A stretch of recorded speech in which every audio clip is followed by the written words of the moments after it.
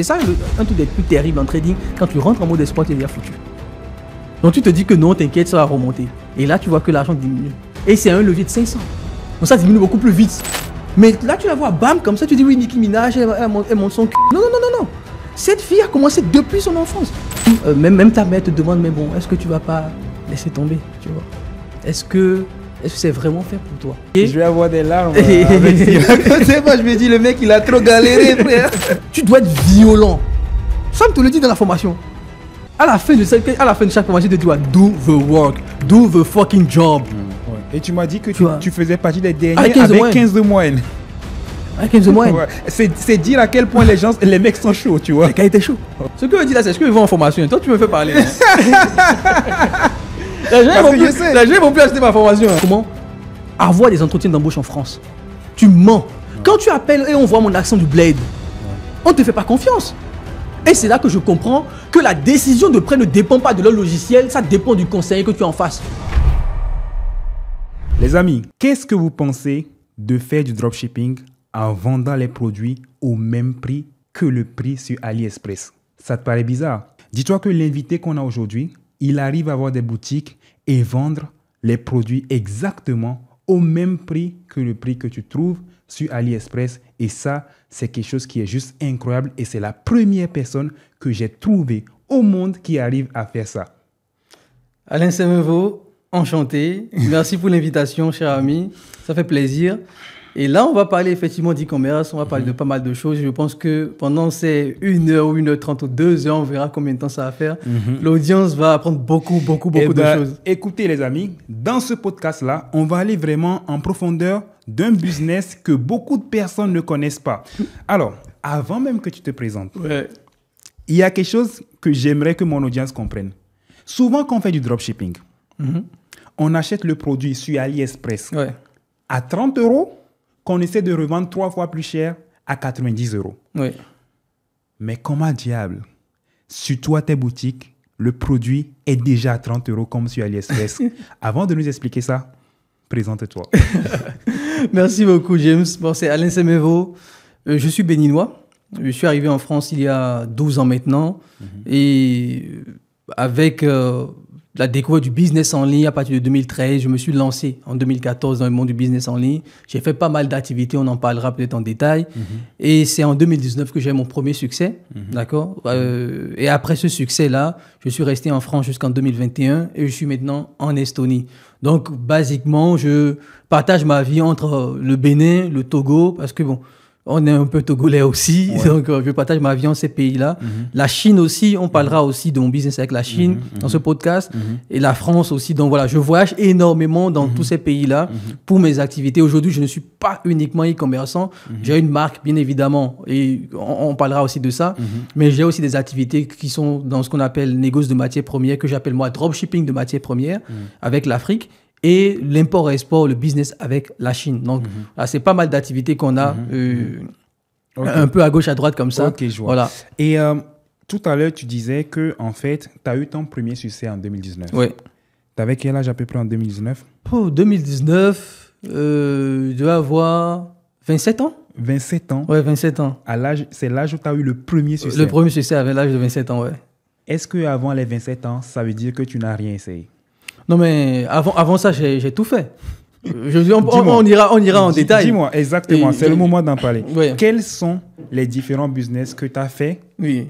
Et quel est le business vraiment qui t'a permis d'avoir le premier succès? Du coup, voilà, qu'est-ce que tu as essayé toutes ces périodes-là où tu n'as pas eu beaucoup de Déjà, résultats? je pense qu'on va donner un peu de contexte. Moi, j'arrive en France en 2012. Je pense un peu comme toi, études en école d'ingénieur, etc.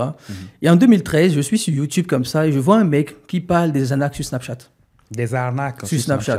Snapchat venait de sortir. Tu vois, Snapchat sort en 2010, mais ça vient en France vers 2012 un peu.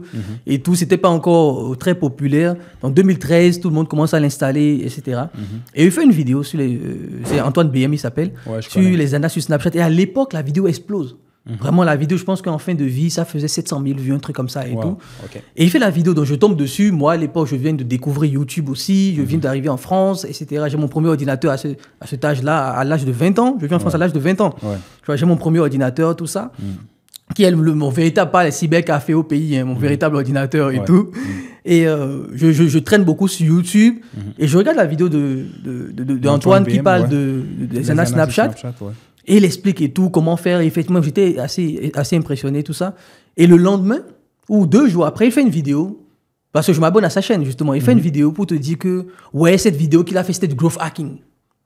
Du growth hacking? Du growth hacking, en fait. Que du coup, c'était une stratégie marketing, nanana, tout ça. Et c'est là que je découvre vraiment le monde du marketing en ligne, en fait.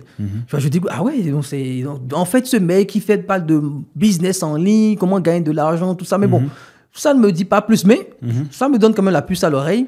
Et tu connais YouTube, recommandations, là, il m'affiche tout le monde. Olivier Roland, Cédric Anissette, Vincent Zigodi, Anthony Nevo, les anciens du business en ligne à l'époque. Là, j'ai tout le monde qui apparaît dans mon feed d'actualité et tout. Et c'est comme ça, de fil en aiguille, avec ce qui se passe dans ma vie personnelle, etc. Je décide, bon, OK, il faut que je me lance dans le business en ligne. Je vois ces gars qui sont en train de voyager, qui font le tour du monde. J'ai envie de faire comme eux. J'ai envie d'avoir cette vie-là. Et c'est comme ça que je me lance à l'époque. J'ai un ami qui s'est lancé, que les gens connaissent aujourd'hui, Rodrigue Sotansou, qui s'est lancé. Il fait de marketing d'affiliation. Marketing de réseau, marketing d'affiliation. Voilà, il est dans ce domaine. Et à l'époque, il m'a coopté pour entrer dans son entreprise, dans l'entreprise de marketing de réseau. Et c'est là, en mars 2014, je rentre dans l'univers du business en ligne avec le marketing de réseau. Tu vois. Et du coup, je fais le marketing de réseau, mais ça me prend énormément de temps parce que derrière le marketing de réseau en 2014, c'était du présentiel, c'était du physique.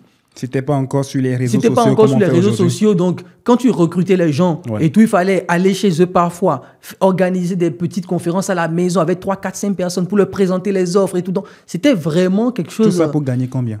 Tout ça pour gagner des commissions, tu vois. De combien, par exemple? Bon, moi, je n'ai rien fait dedans. Moi, je n'ai pas gagné de l'argent dedans. Donc, tu vois. Mais bon, en tout cas, les grands patrons, tu sais, ce marketing de réseau, c'est toujours un peu pyramidal, hein, quelque part, tu vois. Donc, les autres gagnent de l'argent, mais bon, toi, tu ne gagnes pas forcément, etc. Donc, je fais ça pendant quelques mois, mais avec l'école d'ingé à côté. À l'époque aussi, je donnais des cours de mathématiques. Je travaillais chez Monoprix et chez Leclerc les samedis, les dimanches, parce qu'il faut payer l'école d'ingé. Tu travaillais chez les deux en même temps? Chez les deux en même temps. J'ai eu un CDI en plus, hein. Chez les deux en même temps. À l'époque, quand j'étais étudiant étranger, j'avais un CDI. Donc, tous les samedis, j'étais chez Monoprix de 5h à 22h, chez Leclerc de 5h, je pense de 5h aussi à 22h à l'époque. Quel jour? Le dimanche? C'était le samedi et dimanche parce qu'ils ouvraient toute la journée, un truc comme ça. Et j'étais au Kremlin-Bicêtre et tout, j'allais là-bas. Et Monoprix, j'étais à Puteaux. Donc, je dois me décarcasser un peu entre tout ça. Et plus le marketing de réseau. Et finalement, je ne suis pas allé très loin. 3 mois après, je pense, j'avais laissé tomber aussi. Ça me dérangeait un peu parce qu'il fallait coopter d'abord ses amis.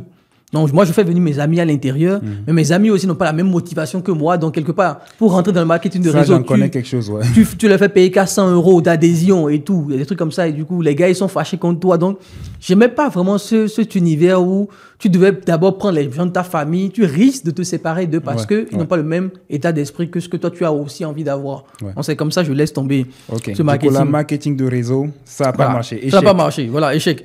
Du coup, prochain business, je suis là, je tombe sur Olivier Roland, tout ça. Il parle de blogging. Tu vois, donc, il faut créer un blog, Blogueur Pro, sa formation Blogueur Pro, que j'ai même à l'époque, que j'ai pris à l'époque aussi, Blogueur Pro. Et l'idée, c'était de créer un blog sur une thématique donnée et d'écrire des articles de blog pendant un bon moment. Tu vois, avoir une communauté qui lit tes blogs, le faire référencer, après vendre une formation parce que tu poses des questions à ton audience C'était tout le schéma. Donc, je charbonne dessus aussi pendant des mois. Je crée un blog qui s'appelait Newbie Entrepreneur, qui doit même être encore en ligne, je ne sais pas où, et qui a commencé à avoir du trafic, mais je ne savais pas quoi le vendre parce que je parlais de l'entrepreneuriat en fait. Comment devenir entrepreneur, comment utiliser tel logiciel, comment utiliser... pu vendre plein de choses. À l'époque, moi, je ne savais pas quoi vendre réellement par rapport à ça. Donc, je regarde un peu, je teste un peu, mais bon, les résultats prennent du temps à venir, je laisse tomber aussi ça. Et là, je tombe... Blogging aussi, on laisse tomber, échec. Prochain, je tombe sur Anthony Nevo qui parle de marketing d'affiliation. Mais lui, son marketing d'affiliation, il parlait des logiciels américains. Donc, il y a un site qui s'appelle Gviso, tu vois, le truc qu'il a fait à l'époque. À l'ancienne. Ouais. C'est celui de dating, c'est ça? Non, pas celui de dating, non. C'était celui des logiciels, par exemple, avant que tous les trucs de SaaS ne viennent, il y avait plein de logiciels de marketing, créer des tunnels de vente, Ah, etc. je tu vois. vois, il avait fait un truc comme ça. Voilà, ouais, il avait ça même date, une plateforme, ça date, ouais. ça, ce qu'il avait lancé, Ouais. avec Mais abonnement, c'est un ancien, etc. ce mec. Est-ce qu'il est encore là? Il est toujours là, Anthony Il est toujours Neveu. là? Il fait moins de vidéos, mais il est toujours là. Oh merde. Anthony Neveu, il est toujours là. Ok. Tu vois. Donc, du coup, moi, je me lance dans le marketing d'affiliation et j'aimais bien parce que c'était technique. Et comme j'étais aussi informaticien quelque part, je me dis, OK, c'est du logiciel, c'est intéressant. Et c'est même là, je fais ma première vente parce que je fais la promotion d'un outil qui s'appelle Kivio, qui était comme ClickFunnels. C'était un concurrent de ClickFunnels à l'époque. Et j'en parlais dans les groupes parce que c'était ça la stratégie. Il fallait en parler dans les groupes. Dans les groupes, et tout. quel groupe? Facebook? Groupe Facebook. Ok. Faire une formation gratuite. Donc, je pense même que sur ma chaîne, à ce jour, on doit avoir encore des formations gratuites sur ça. Si tu remontes en arrière. T'as pas supprimé les anciennes vidéos? J'ai supprimé certaines anciennes vidéos. Il y a d'autres que j'ai laissées. Ok. Et on doit en retrouver certaines vidéos, je pense encore. Je fais toute une formation gratuite qui dure des heures pour enseigner ça. Et justement, les gens, ils ont la valeur via tes vidéos et derrière, ils te contactent pour que tu le mets, le système en place, etc. Donc, j'ai fait ça avec System.io, avec ClickFunnels, avec tous ces outils-là. Je lance, j'ai fait ma première vente à l'époque. Une dame m'avait payé 90 € pour lui créer un tunnel de vente. À l'époque, on parle de 2015-2016. Mais bon, ça prend du temps, les résultats ne viennent pas. Je laisse tomber. Et là, j'ai un ami qui m'appelle un jour. Donc là, marketing d'affiliation, ça ne donne pas.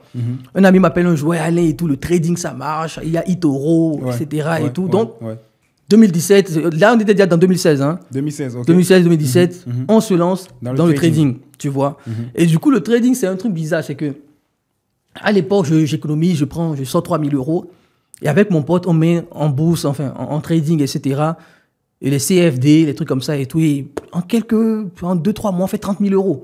Et c'est là que je me dis, oh. Attends, t'es passé de 3 000 à 30 000 € en en 2-3 mois. En 2-3 mois. Et c'est là que je me dis, putain. Et c'est là, même à l'époque, je commence à être beaucoup plus actif sur YouTube. Ouais, parce que 2016. T'as un peu de motivation. J'ai un peu de motivation. Donc, je dirais même que c'est mon premier succès. Et c'est là que je connais les Tammy Kabaj. Et je commence à regarder ces vidéos sur Tammy Kabaj, etc., qui parlent de trading, de bourse, etc. Donc, je regarde un peu ça, je me dis, ah ouais, ça c'est intéressant, il faut continuer. Et je pense que c'était septembre 2017, ouais, c'était septembre 2017 ou 2016, je ne me rappelle plus trop, les dates exactes. On a tout perdu en une journée. C'est souvent l'histoire avec le trading. Ouais. Les mecs, ils gagnent beaucoup d'argent et ils perdent ça très rapidement. Très rapidement. Mais la vraie question, c'est pourquoi tu as perdu en une journée ce que tu as pris 3 mois à faire? Moi, ce que je comprends, ce qui serait logique, c'est de le reperdre lentement, genre en 3 mois. Non, pourquoi tu le perds plus vite que tu l'as gagné? Oui, en fait, il faut comprendre que le trading, il y a ce qu'on appelle les effets de levier. En gros, c'est quoi? Tu as 100 € dans ton compte de trading et tu vas utiliser un effet de levier. Tu dis, OK, je veux utiliser un effet de levier de x5. C'est-à-dire que sur le marché, lorsque tu vas passer des ordres, c'est comme si la plateforme va te prêter 5 fois ta mise. 5 fois ta mise, ouais. Donc 500 €. Tu perds 16 fois ce que tu as. Ce que tu as. OK. Tu vois? Donc, en gros, c'est que toi, tu as 100 €, mais quand tu vas sur le marché, tu vas avec du 500 €. Ce qui fait que tu fais plus d'argent. Donc, quand tu gagnes, bah, ça multiplie ça par 5. Et quand tu perds aussi? Et quand tu perds, bah, ça divise aussi par 5. Donc, tu perds beaucoup plus. Tu vois? Donc, du coup, il y a aussi ce volet un peu psychologique qui fait que, tu sais, sur les marchés financiers, on perd, on gagne. Ça fait partie du jeu, quelque part. Tu vois? Donc, du coup, quand moi, on fait le fait de levier de 5, qu'on a 30 000 € et qu'on mise les 30 000 € fois 5, tu vois, on est déjà sur 150 000 €. Donc, c'est comme si on va sur le marché avec 150 000 €. Et pour nous, c'était que, putain, si ça sort, on tape le million avec ça. Parce qu'on est sur le fait de levier de 500 donc fois 5. Tu vois? Et le tout, c'est que nous, on était sur du trading. C'était pas un trading journalier.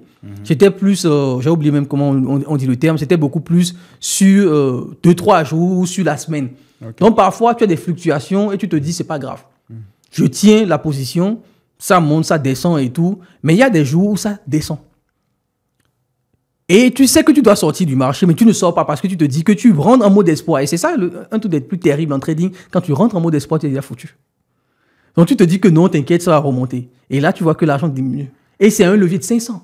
Donc ça diminue beaucoup plus vite. Ah ouais. Tu vois? Ça diminue beaucoup plus vite.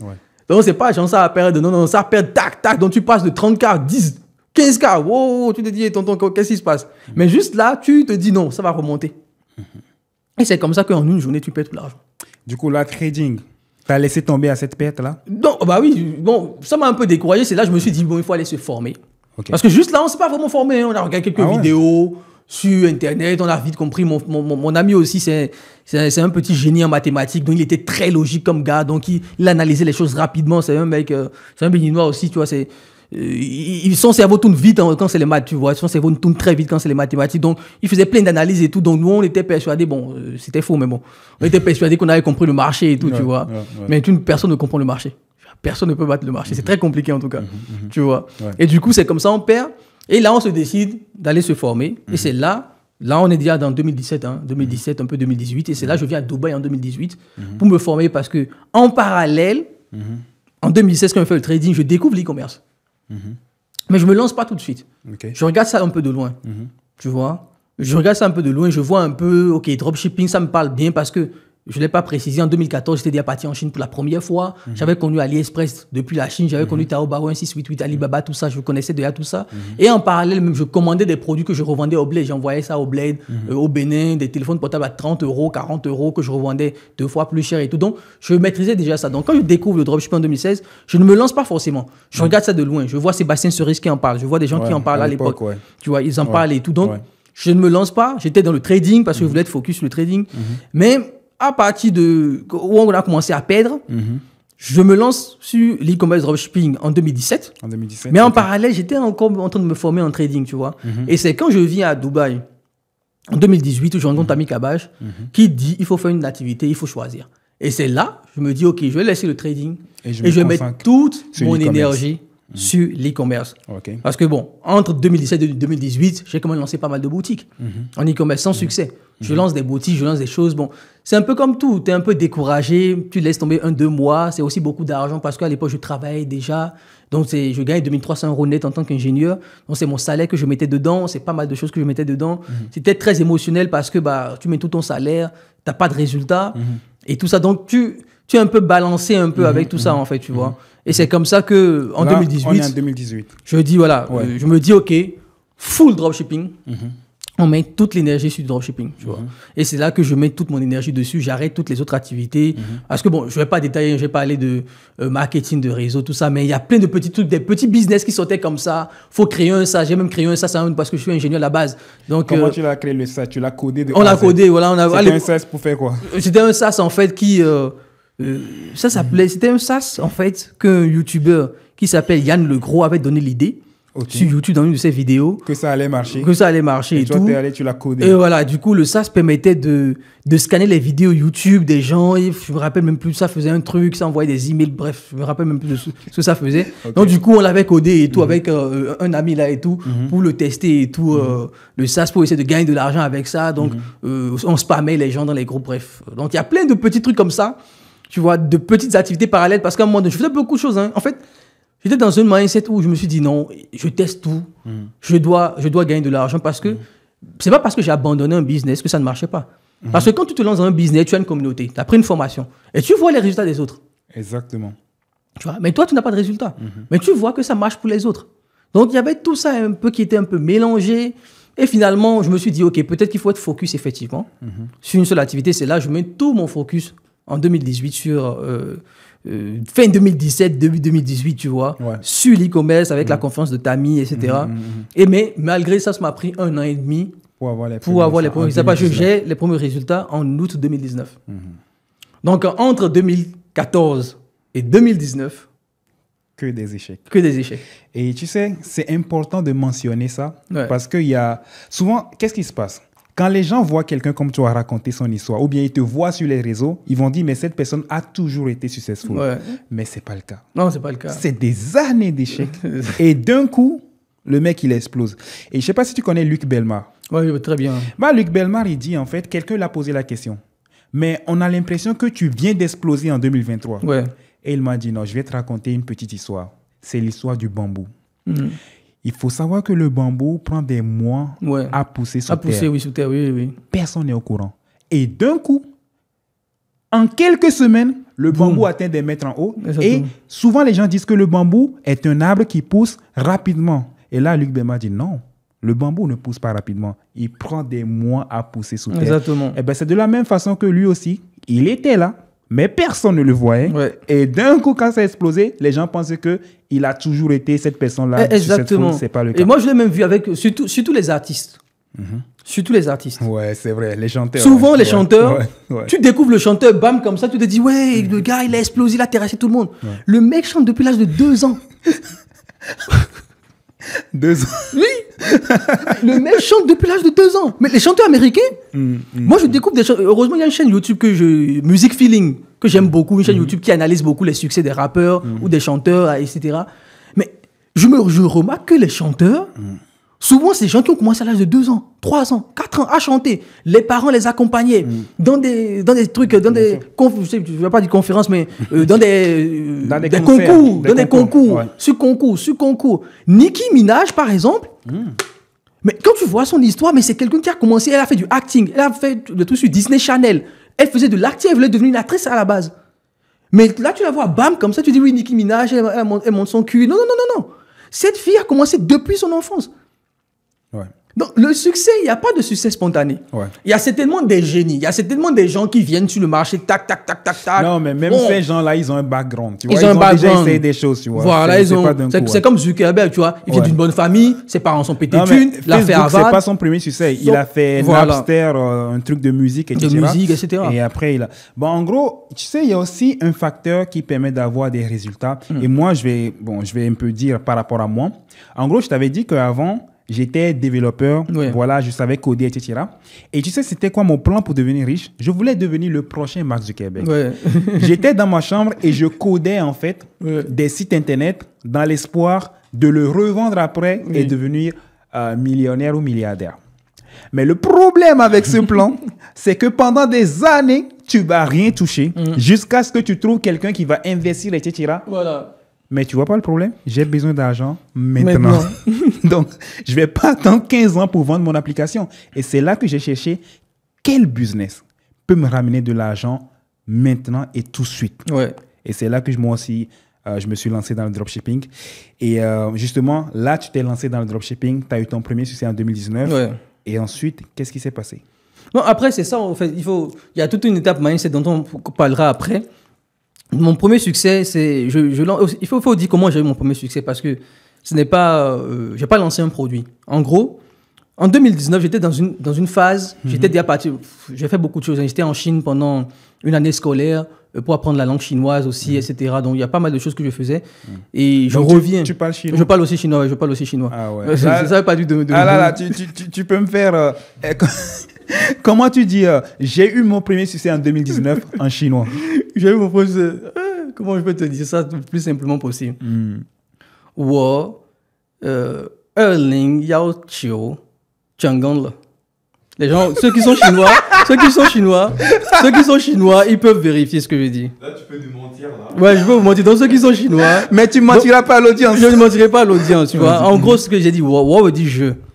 2019, ça veut dire 2019, 讲功了, j'ai réussi. Maintenant, ceux qui sont chinois dans l'audience, mettez si je mens ou pas. Je pense pas qu'il y a des Chinois dans l'audience. Forcément, il doit y en avoir, t'inquiète. Ok, Donc, du coup, ouais.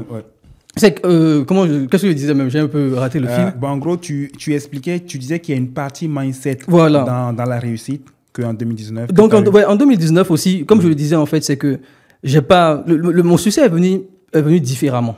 D'accord? C'est que à cette époque, je traversais une petite phase où j'avais plein de doutes, en fait. Je me suis dit, bon, ok, ça fait 5 ans que tu es dans ce business et j'ai mis énormément d'argent, sincèrement. J'ai mis pas moins de 50 000 euros, même peut-être même 110 000 euros depuis 2014. Parce que je vous assure, je travaillais dur, Monoprix, Leclerc. J'étais à un moment donné, je suis passé en alternance en 2015. Donc, en plus de l'alternance en semaine, et j'avais une alternance à 1 800 euros par mois, en plus de Monoprix le samedi. Donc, je me trouvais souvent à 2 500, 3 000 euros par mois. J'avais 400 euros de loyer ou 500 euros de loyer avec les APL et tout. Ma mère était là, elle me faisait à manger. Tu vois, elle habitait dans une autre ville, mais elle m'amenait à manger et tout. Tous ces 2 500 euros, je le mettais dans le business en ligne. J'ai acheté presque toutes les formations possibles. Olivier Roland, Cédric Anisset, tous, nommez-les. Je fouille mes emails, je trouve les formations. Vraiment, nommez-les, les gars. En tout cas, tous les gars que j'ai vus. Aurélien Macker, Anthony Nevo, Antoine BM, j'ai pris au moins 100 de ces formations parce qu'il fait des petites formations à l'époque, 50 euros les formations. J'en ai pris au moins 100 de ces formations sur tous les domaines possibles. Et j'arrive en 2019, tu as 25 ans, 27 ans, il n'y a pas forcément de succès. Et à un moment donné, je laisse mon boulot parce que les gars te disent que oui, tu es entrepreneur, il faut être focus, il faut brûler le bateau, il ne faut pas être salarié, nanani, nanana. Bah, et ils tout. ont, Donc, ils ont, euh, bon, voilà, ils donc, ont raison un peu. moi, je ne pense pas, ils n'ont pas raison. On en reparlera. Okay, Donc, du okay, coup, vas-y. je laisse mon boulot, je démissionne, je prends le chômage et tout. Je mets encore de l'énergie dessus, tu vois. Il y a beaucoup d'énergie qui sont mis dessus. Et j'arrive en 2019 où même ta mère te demande, mais bon, est-ce que tu ne vas pas laisser tomber, tu vois? Est-ce que c'est vraiment fait pour toi? Est-ce que tu penses que ça vaut le coup? Parce que sincèrement, ma mère m'a beaucoup soutenu. Mon frère, mon petit frère aussi m'a beaucoup soutenu. Mais tu arrives au niveau où ça fait 5 ans que tu charbonnes. Ça fait 5 ans que tu travailles dur. Tu vois, et tu n'as pas de résultat réel. Et du coup, j'arrive en 2019, je reviens de Chine aussi, où je me dis, OK, il y a 2 choix. Soit je réussis dans ce business, soit je ferme ma gueule, mais je deviens super salarié. Tu vois, je ne suis pas un salarié. Je vais avoir des larmes avec ce qu'il raconte. Moi, je me dis, le mec, il a trop galéré, frère. Tu vois, je deviens un super salarié. Tu vois, et du coup, pour moi, super salarié, c'était quoi? C'était freelance au moins 15 000 € par mois. Et du coup, je suis en informatique, je retrouve du boulot. Je laisse mon boulot à l'époque, en 2017, je laisse mon boulot. Je travaillais à la Poste comme ingénieur sur tout ce qui est cryptographie, etc. Je laisse ça. Et en 2019, je reprends un boulot parce que, bon, il n'y a plus d'argent. Tu vois, les économies sont terminées. Je suis même passé par un pote à moi pour faire un prêt à la banque en son nom de 10 000 €. Je suis passé par mon petit frère pour faire un prêt de 30 000 € à la banque. Donc là, je suis endetté de 40 000 € sur mon frère et chez mon pote. Tout ça est investi dans le business. Il n'y a pas de résultat. Et du coup, je retrouve un boulot en mai 2019. Et mon boulot était je travaillais à Euronest, donc la bourse de Paris, à Euronest. Et mon boulot, c'est de passer dans les pays européens, Amsterdam, Espagne et tout, pour expliquer les codes du marché. Tu vois, parce que, en gros, Euronest fournit les datas de marché, tu vois, au monde de la bourse, aux entreprises, tu vois, pour que les gens puissent trader, etc. Et du coup, c'est nous qui développons les algorithmes. Moi, je ne développais plus à ce moment-là, mais j'expliquais les algos. Donc, tu passes les entreprises de trading, tu vois, je parle vraiment des gros traders, hein, tu vois, Optiver, bon, ceux qui sont dans le trading connaissent ces entreprises-là, et tu leur expliques les codes. Tu expliques les codes à leurs développeurs. Tu vois, les fonctions qui ont été mises en place. Donc, c'est ce que je faisais. Donc, j'allais à Amsterdam, je passais de pays européens. C'est des codes de programmes de développeurs. C'est du codage, quoi. Du codage, okay. Bon, en gros, vous avez des bots qui tradaient automatiquement et tu leur expliquais l'algorithme, c'est ça? Non, j'ai expliqué l'algo aux entreprises qui allaient trader sur le marché. Ouais, parce que nous, on développait les algos. C'est vous qui avez l'algo. Voilà, on développait les algos, donc on les expliquait. Tu vois. Donc, c'était le boulot que je faisais à Euronest. Et après, je suis allé travailler à la division compensation de la Banque de France. Tu vois, donc c'est une division, c'est des entreprises qui n'ont pas de nom, tu vois, qui sont un peu cachées, bizarre, qui gèrent des trucs comme ça, des trucs très sensibles et tout. Et en 2019, je me pose la question, OK, qu'est-ce que je fais? Tu vois, ça fait 5 ans que tu es dans ce truc, tu as endetté ton frère, tu as endetté tes potes dessus, des gens qui ont vraiment cru en moi. T'as pas de boulot, donc je retrouve un boulot rapidement. Tu as fait des prêts au nom des gens. Au nom des gens, oui, voilà. Du coup, si parce que moi, j'étais déjà endetté. Toi, tu ne pouvais plus faire. J'ai fait toutes les banques. Hein. BNP, Crédit Agricole, j'ai fait toutes les banques. J'étais déjà bien endetté à l'époque. Tu vois, donc du coup, si tu ne payes pas, c'est eux qui doivent payer. Et ils t'ont fait confiance à ce point de faire un prêt pour toi. C'est pour ça aussi. J'ai eu quand même des amis et la famille qui m'a beaucoup soutenu. Je ne peux pas dire aujourd'hui je me suis fait tout seul, c'est pas possible. Il y a eu des gens qui ont vraiment cru en moi, tu vois. Et du coup, tu arrives en 2019, tu as 27 ans, il n'y a pas de succès. Tu vois ces petits jeunes en ligne qui font 70 000 € par jour. Tu vois tout ça. Et tu te sens vraiment comme une merde, hein, sincèrement. Tu te dis, putain, qu'est-ce qui n'a pas marché? Tu doutes même de ton intelligence. Je t'assure, à un moment donné, je doutais de moi-même. Je me suis dit, putain, peut-être que je ne suis pas si intelligent que ça, en fait. Tu vois, parce que tu vois tout ça, en fait. Et là, je me dis, OK, voici ce qu'on va faire. C'est très simple. Au moins, j'ai une compétence. Je suis informaticien à la base. Au moins, avec ça, je peux à peu près m'en sortir partout. Exactement. Tu vois, je ne suis pas le meilleur des informaticiens, mais bon, je sais faire 2-3 trucs quand même, ça va. Et du coup, je me dis, je passe des certifications, notamment Amazon, AWS, etc. Je sais que je vais avoir, parce qu'à l'époque, j'avais un ami sénégalais qui avait passé une certification AWS et il se faisait 25 000 € par mois au UK chez BNP. Donc, il m'avait passé tout ce qu'il avait fait, etc. Je dis, au moins, je peux être au UK à 25K, pourquoi pas? C'est quelque chose. Ou soit je tente un dernier coup. Tu vois, je tente vraiment, c'est le Ça, last c'est coup. le dernier coup. C'est Si vraiment, ça ne pour moi, marche c'était pas, ça ne marche tu pas. deviens salarié. C'est tout. Vraiment, T'arrêtes. j'arrête. Vraiment, Ok. c'était vraiment le dernier coup. Et en parallèle, tu sais, on fait bien les choses. La nature fait bien les choses. Je tombe sur Sam Ovens. Oh, Je ne sais pas. Le bon Le moment. bon Le moment. bon moment. Je tombe sur un mec, je ne sais même pas. En fait, j'étais sur YouTube, je tombe sur une vidéo Mais là, qui tu es obligé de s'appelle- réussir. qui s'appelle Face Ouais. of the Devil. Bah, je l'ai vu. Tu vois, fais Une face au vidéo diable. de 2h et 2h30, quelques, ouais. 2h30, 2h30. presque 3h. Toi, presque 3 heures de vidéo. Ouais, Fais ouais. face au diable. Ouais. De Sam Ovens. Je ne Ouais. sais pas qui me l'a envoyé, comment je suis tombé dessus. Ah, Vraiment, je ne peux pas te dire comment je suis tombé dessus. Ouais, Je tombe sur la vidéo sur YouTube, ça me retourne le cerveau. Le mec, il te décrit comme s'il te connaissait. Comme s'il te connaissait. Je me suis dit, putain, il parle de moi. Ouais. Il parle de moi dans sa vidéo-là. Tu vois, ça me retourne le cerveau totalement. Là, on est en mai 2019. Je trouve mon boulot en avril. Le nouveau boulot que je faisais et tout, je passais dans les pays européens. La force obscure qui vous empêche, Qui vous empêche de réussir. Tu vois, la force occulte qui vous empêche de réussir. Ouais. Je tombe sur sa vidéo. Je vais sur, à l'époque, sa formation consulting, c'était 2000 euros, 2000 $. C'était même pas cher, c'était 2000 ou 3000, consulting.com. J'ai même pas l'argent de le payer. Parce que bon, déjà, j'étais un peu endetté. Ouais. Et du coup, qu'est-ce que je fais? Je vais sur les sites Pour le télécharger, de le télécharger illégalement. Ouais, ouais. Tu vois, pour le télécharger illégalement, Ouais. je prends la formation. Et parce qu'il dit que c'est un module de sa formation sur le mindset. Et je vois le tout, ça doit faire au moins 20 heures de vidéo. Ouais, c'est un il fait- gros truc. J'ai tout téléchargé. Tu J'ai pas vois. encore tout vu. Tu vois, Mais c'est ouais, c'est un gros mais je truc vais et le tout, faire. tu vois. Ouais, ouais. Et là, je prends sa formation. On est en mai. Je le saigne. Le gars te dit, tu te réveilles à 3 heures du matin. Mais Sam, c'est un monstre. Hein. Ouais, bien Ouais, sûr. sincèrement, si tu le suis, tu Ouais. pètes un câble. Hein. Alors, juste un c'est truc. un Pour monstre. ceux qui ne connaissent pas Sam Ovens, il faut savoir qu'à partir du moment où vous connaissez Sam Ovens, il y aura un avant et un après. Ce mec-là, moi, personnellement, il a complètement changé ma vision du monde. Et il y a un truc qu'il faut comprendre. Hein. Ouais. Tous les têtes d'affiche aujourd'hui que vous voyez du business en ligne, que ce soit Iman Ghazi, Yomi, Léo Guillot à l'époque, tous ces gens-là, ils On ont un suit sa point formation. commun. Sam Ovens. Ils ont été au mastermind de Sam Ovens. Ouais. Bah, j'aurais été au mastermind de Sam Ovens. Bah, t'as peut-être su, que eux tous, mais mais non, vraiment, de toute façon, là, tout- il va y avoir du changement. Ouais. Tous les gars, les gros que vous connaissez. Bah, Alex c'est tous- Baker. c'est tous- voilà, Alex tous les Baker qui élèves était de déjà Sam Ovens. millionnaire. Hein. Ouais, ouais. Il a suivi le coaching de Sam, il a pété un câble. Ouais, bien Alors sûr, qu'Alex bien Baker sûr. était déjà millionnaire. Ouais, Il a bien sûr. pété un câble. Tu vois. Il y avait tout le monde là-bas. Il y Tout le avait Yomi, Léo Guillot. Tout le monde, tous les gars que vous voyez aujourd'hui, en tous les- 2017-2018. Iman Ghazi aussi, il avait 18 ans, je 18 pense, ans à l'époque. Il était au mastermind. mastermind de Sam. Et moi, Et- j'ai vraiment regretté de ne pas avoir connu Connu plus Sam tôt. Ovens. Tu m'en avais parlé juste l'année passée. Voilà. J'aurais connu Sam Ovens plus tôt, frérot. Ce gars, il te vas-y. retourne le cerveau. Ouais. Et du coup, c'est comme ça que je découvre Sam Ovens. Je regarde la formation et il change ma façon de voir des choses. Déjà au niveau du travail. En fait, je suis quelqu'un qui travaille dur. Je travaille très, très dur. Voilà, ça se voit. Tu De vois. tout ce que tu as essayé, frérot. Voilà, Quelqu'un qui travaille pas. Et souvent, je dis souvent aux gens que je ne suis pas si intelligent que ça. Sincèrement. Mais tu étais la chance- premier de classe quand Ouais, même. mais tu sais, j'étais premier de classe parce que je ne voulais pas qu'on me frappe, tu vois. Quand le professeur. Bah, en Afrique, on te bastonne. Tu le sais. Tu vois, en Afrique, on te bastonne. Tu vois.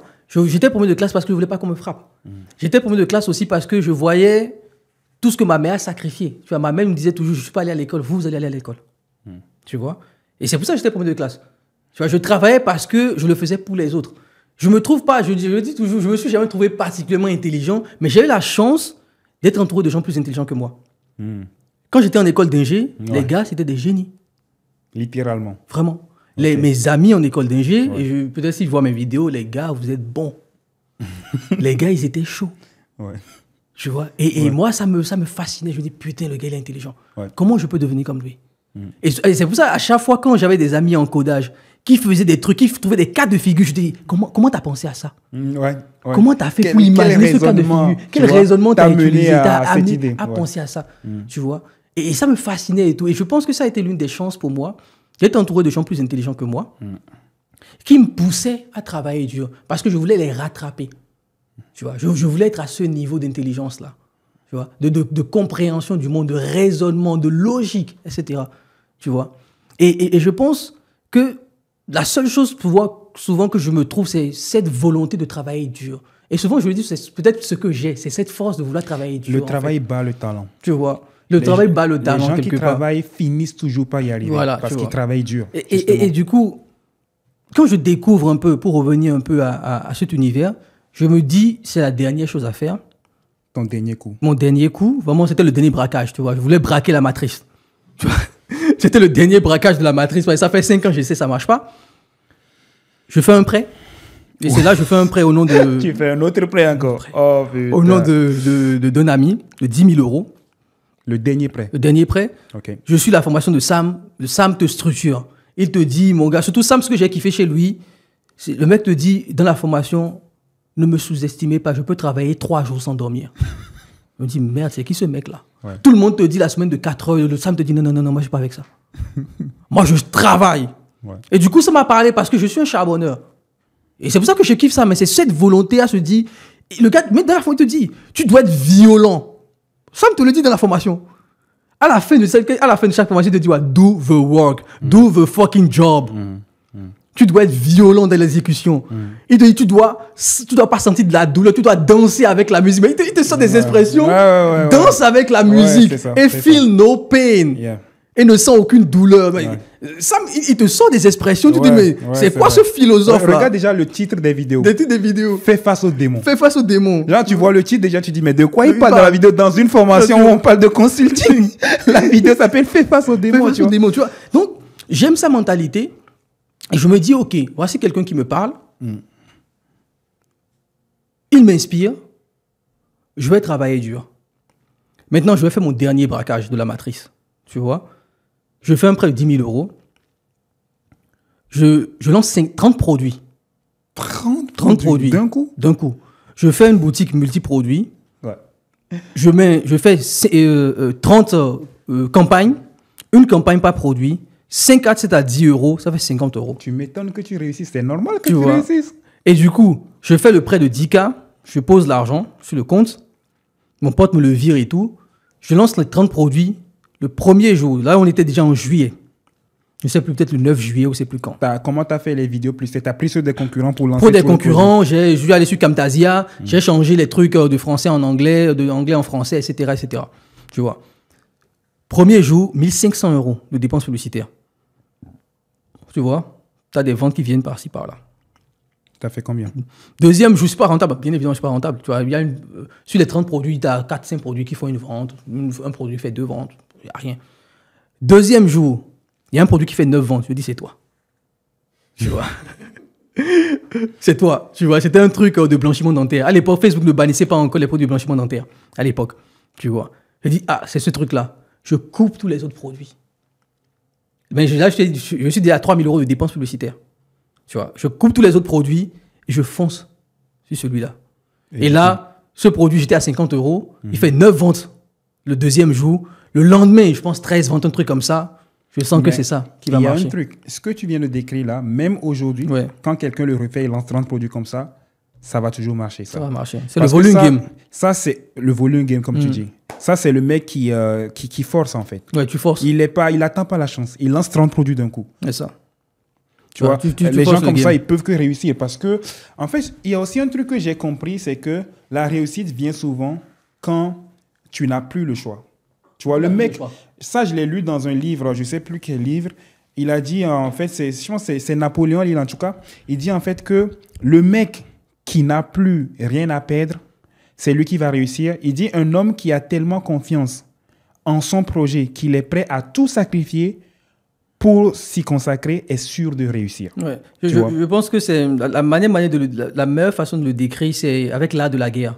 Dans l'art de la guerre, tu as Sun Tzu qui explique au général quand tu laisses une petite place dans le village, les gens ne se battent pas avec toute leur force. Exactement. C'est-à-dire que lorsque tu attaques un village, laisse toujours une porte de sortie aux gens. Parce que si tu fermes toutes les portes et que les gens sont face à la mort, il y a un certain courage qui vient, tu vois, qu'ils vont tellement se défendre que tu seras choqué. Ils peuvent même vous battre derrière. Donc, donne la possibilité aux gens quand même de s'enfuir, tu vois.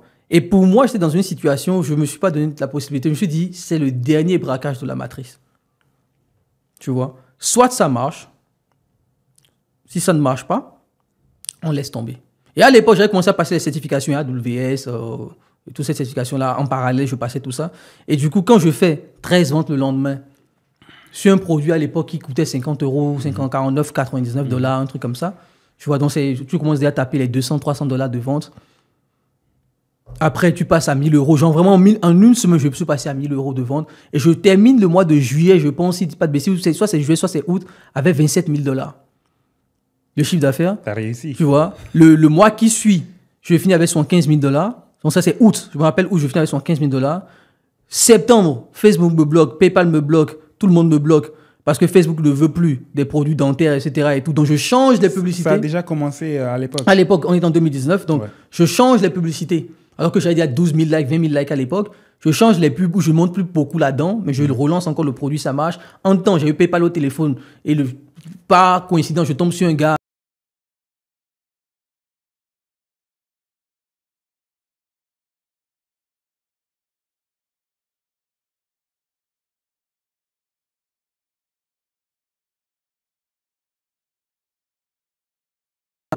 Octobre, j'atteins les 100K en octobre. Facebook me rebloque encore et du coup, j'abandonne le produit. Et en novembre, je lance les sacs à dos et c'est là où j'ai commencé à faire les sacs à dos en fait. Tu vois. Et en novembre, je lance les sacs à dos, je fais 30K. En décembre, ça sort à 100K. Et je fais les sacs à dos jusqu'au coronavirus en mars.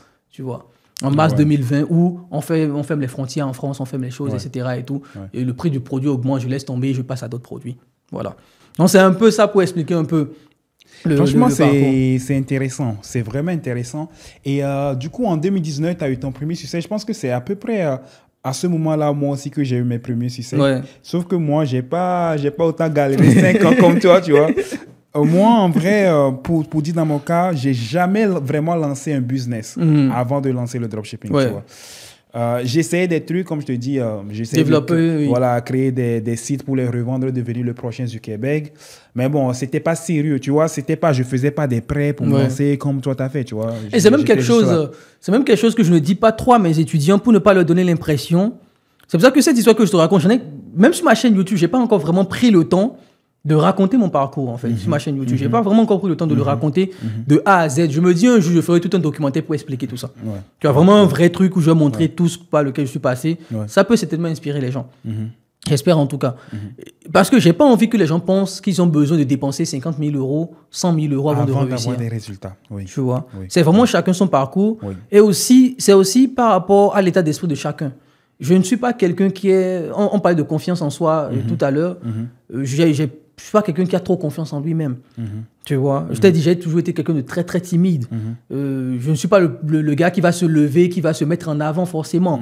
Etc. Donc, il y a un background quand même. Il y a un background qui fait que j'ai une certaine personnalité qui peut-être est une personnalité où ça prendra plus de temps dans la réussite parce qu'il y a trop de choses psychologiquement à changer à mon niveau. Tu sais, la preuve de ce que tu dis, qu'on n'a pas besoin de 50 000 euros avant de réussir, c'est moi. On est deux ici, toi, tu as dépensé 50K avant d'avoir réussi. Ben, moi, ce n'est pas du tout le cas. Exactement. Moi, le dropshipping, c'est le seul vrai business que j'ai vraiment lancé. Et bah, mon succès, j'ai eu un échec qui m'a coûté 980 euros, c'est tout. Après, c'est succès directement. Tu vois. Exactement. Donc, il y a des gens qui peuvent réussir beaucoup plus rapidement. Il y a d'autres personnes qui peuvent prendre du temps et c'est pour ça que ça revient finalement à l'idée de l'état d'esprit de chaque personne. Comment tu te vois, comment tu te conçois. Et ça vient aussi de l'éducation que tu as reçue, de la famille dans laquelle tu es, tu vois, de l'environnement dans lequel tu es. Moi, je pense que l'une des choses qui m'a aussi beaucoup aidé, c'était l'école d'ingé.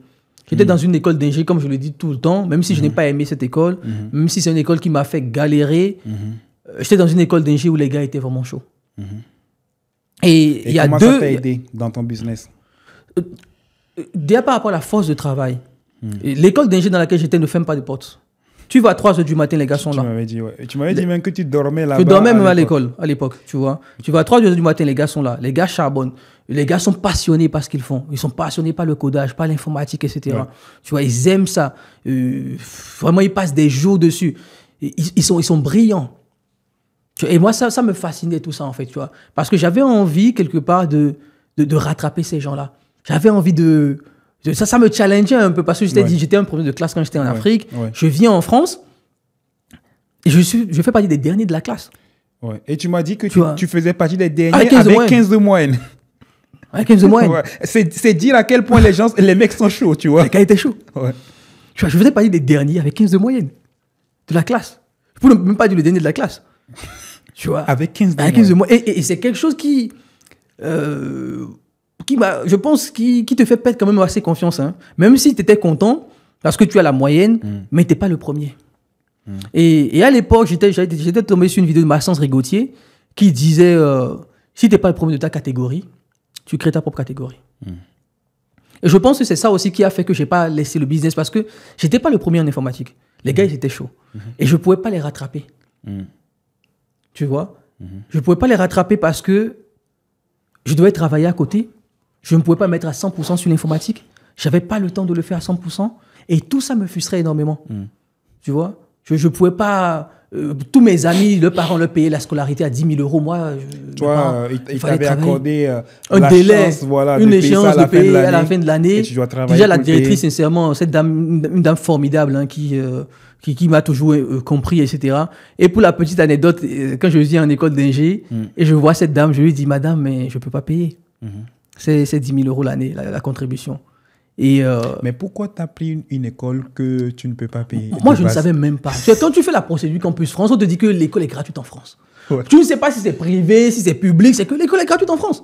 Et toi, tu ne savais pas que école, ça veut dire... Ah non, ça veut dire qu'il faut payer, tu vois. Et donc université, c'est gratuit. C'est gratuit. Moi, je fais la procédure Campus France pour venir en France.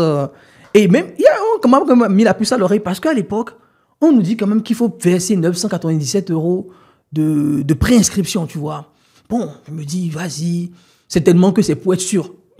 Tu vois. Et c'est le jour de la rentrée, tout ça, je débarque à l'école et qu'on m'appelle, monsieur, c'est Mevo, monsieur. Ouais.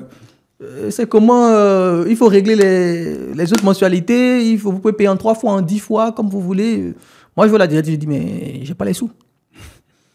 Ma mère n'a pas les sous. Tu vois, comment on paye cette école-là? Tu vois. Ouais. Et du coup, vraiment, la directrice, elle a été formidable. Et elle m'a dit, écoute, tu peux payer ça quand tu l'auras. Mais il travaille dur. L'ancien directeur est un Béninois. Ouais. Ne lui fais pas honte. Ouais, je t'assure, elle m'a dit ça. Bah, c'est intéressant. Franchement, c'est intéressant tout ce que tu dis. Et du coup, une fois que tu as eu ton premier succès en 2019, ok, là, tu as continué par croître ton business. Et aujourd'hui, tu fais toujours de l'e-commerce, mais tu t'es également lancé sur les réseaux sociaux entre-temps. Donc, quand tu t'es lancé sur les réseaux sociaux, c'est quoi ton objectif? Aujourd'hui, tu as une chaîne YouTube qui a 83 000 abonnés. 83 000 abonnés. Qu'est-ce que tu partages aujourd'hui avec ta chaîne YouTube et quelle est ta façon spécifique? Parce que quand on voit sur ta chaîne, tu parles de la Chine, tu parles de... Tout à l'heure, l'introduction que j'ai fait avec notre vidéo, je parlais du fait que tu arrives à avoir des prix comme AliExpress avec les fournisseurs, etc. Du coup, explique-nous un peu comment est-ce que toi, tu fais ton e-commerce aujourd'hui de façon spécifique. Ok, d'accord. D'abord, pour parler je me suis lancé sur les réseaux. Je me suis lancé sur les réseaux en 2016. Parce qu'à l'époque, quand tu fais du marketing de réseau, du marketing d'affiliation, tout ça, on te dit crée une chaîne YouTube, etc. C'est comme ça que je crée ma chaîne YouTube. Souvent, je le dis, j'étais là avant Yomi, j'étais là avant...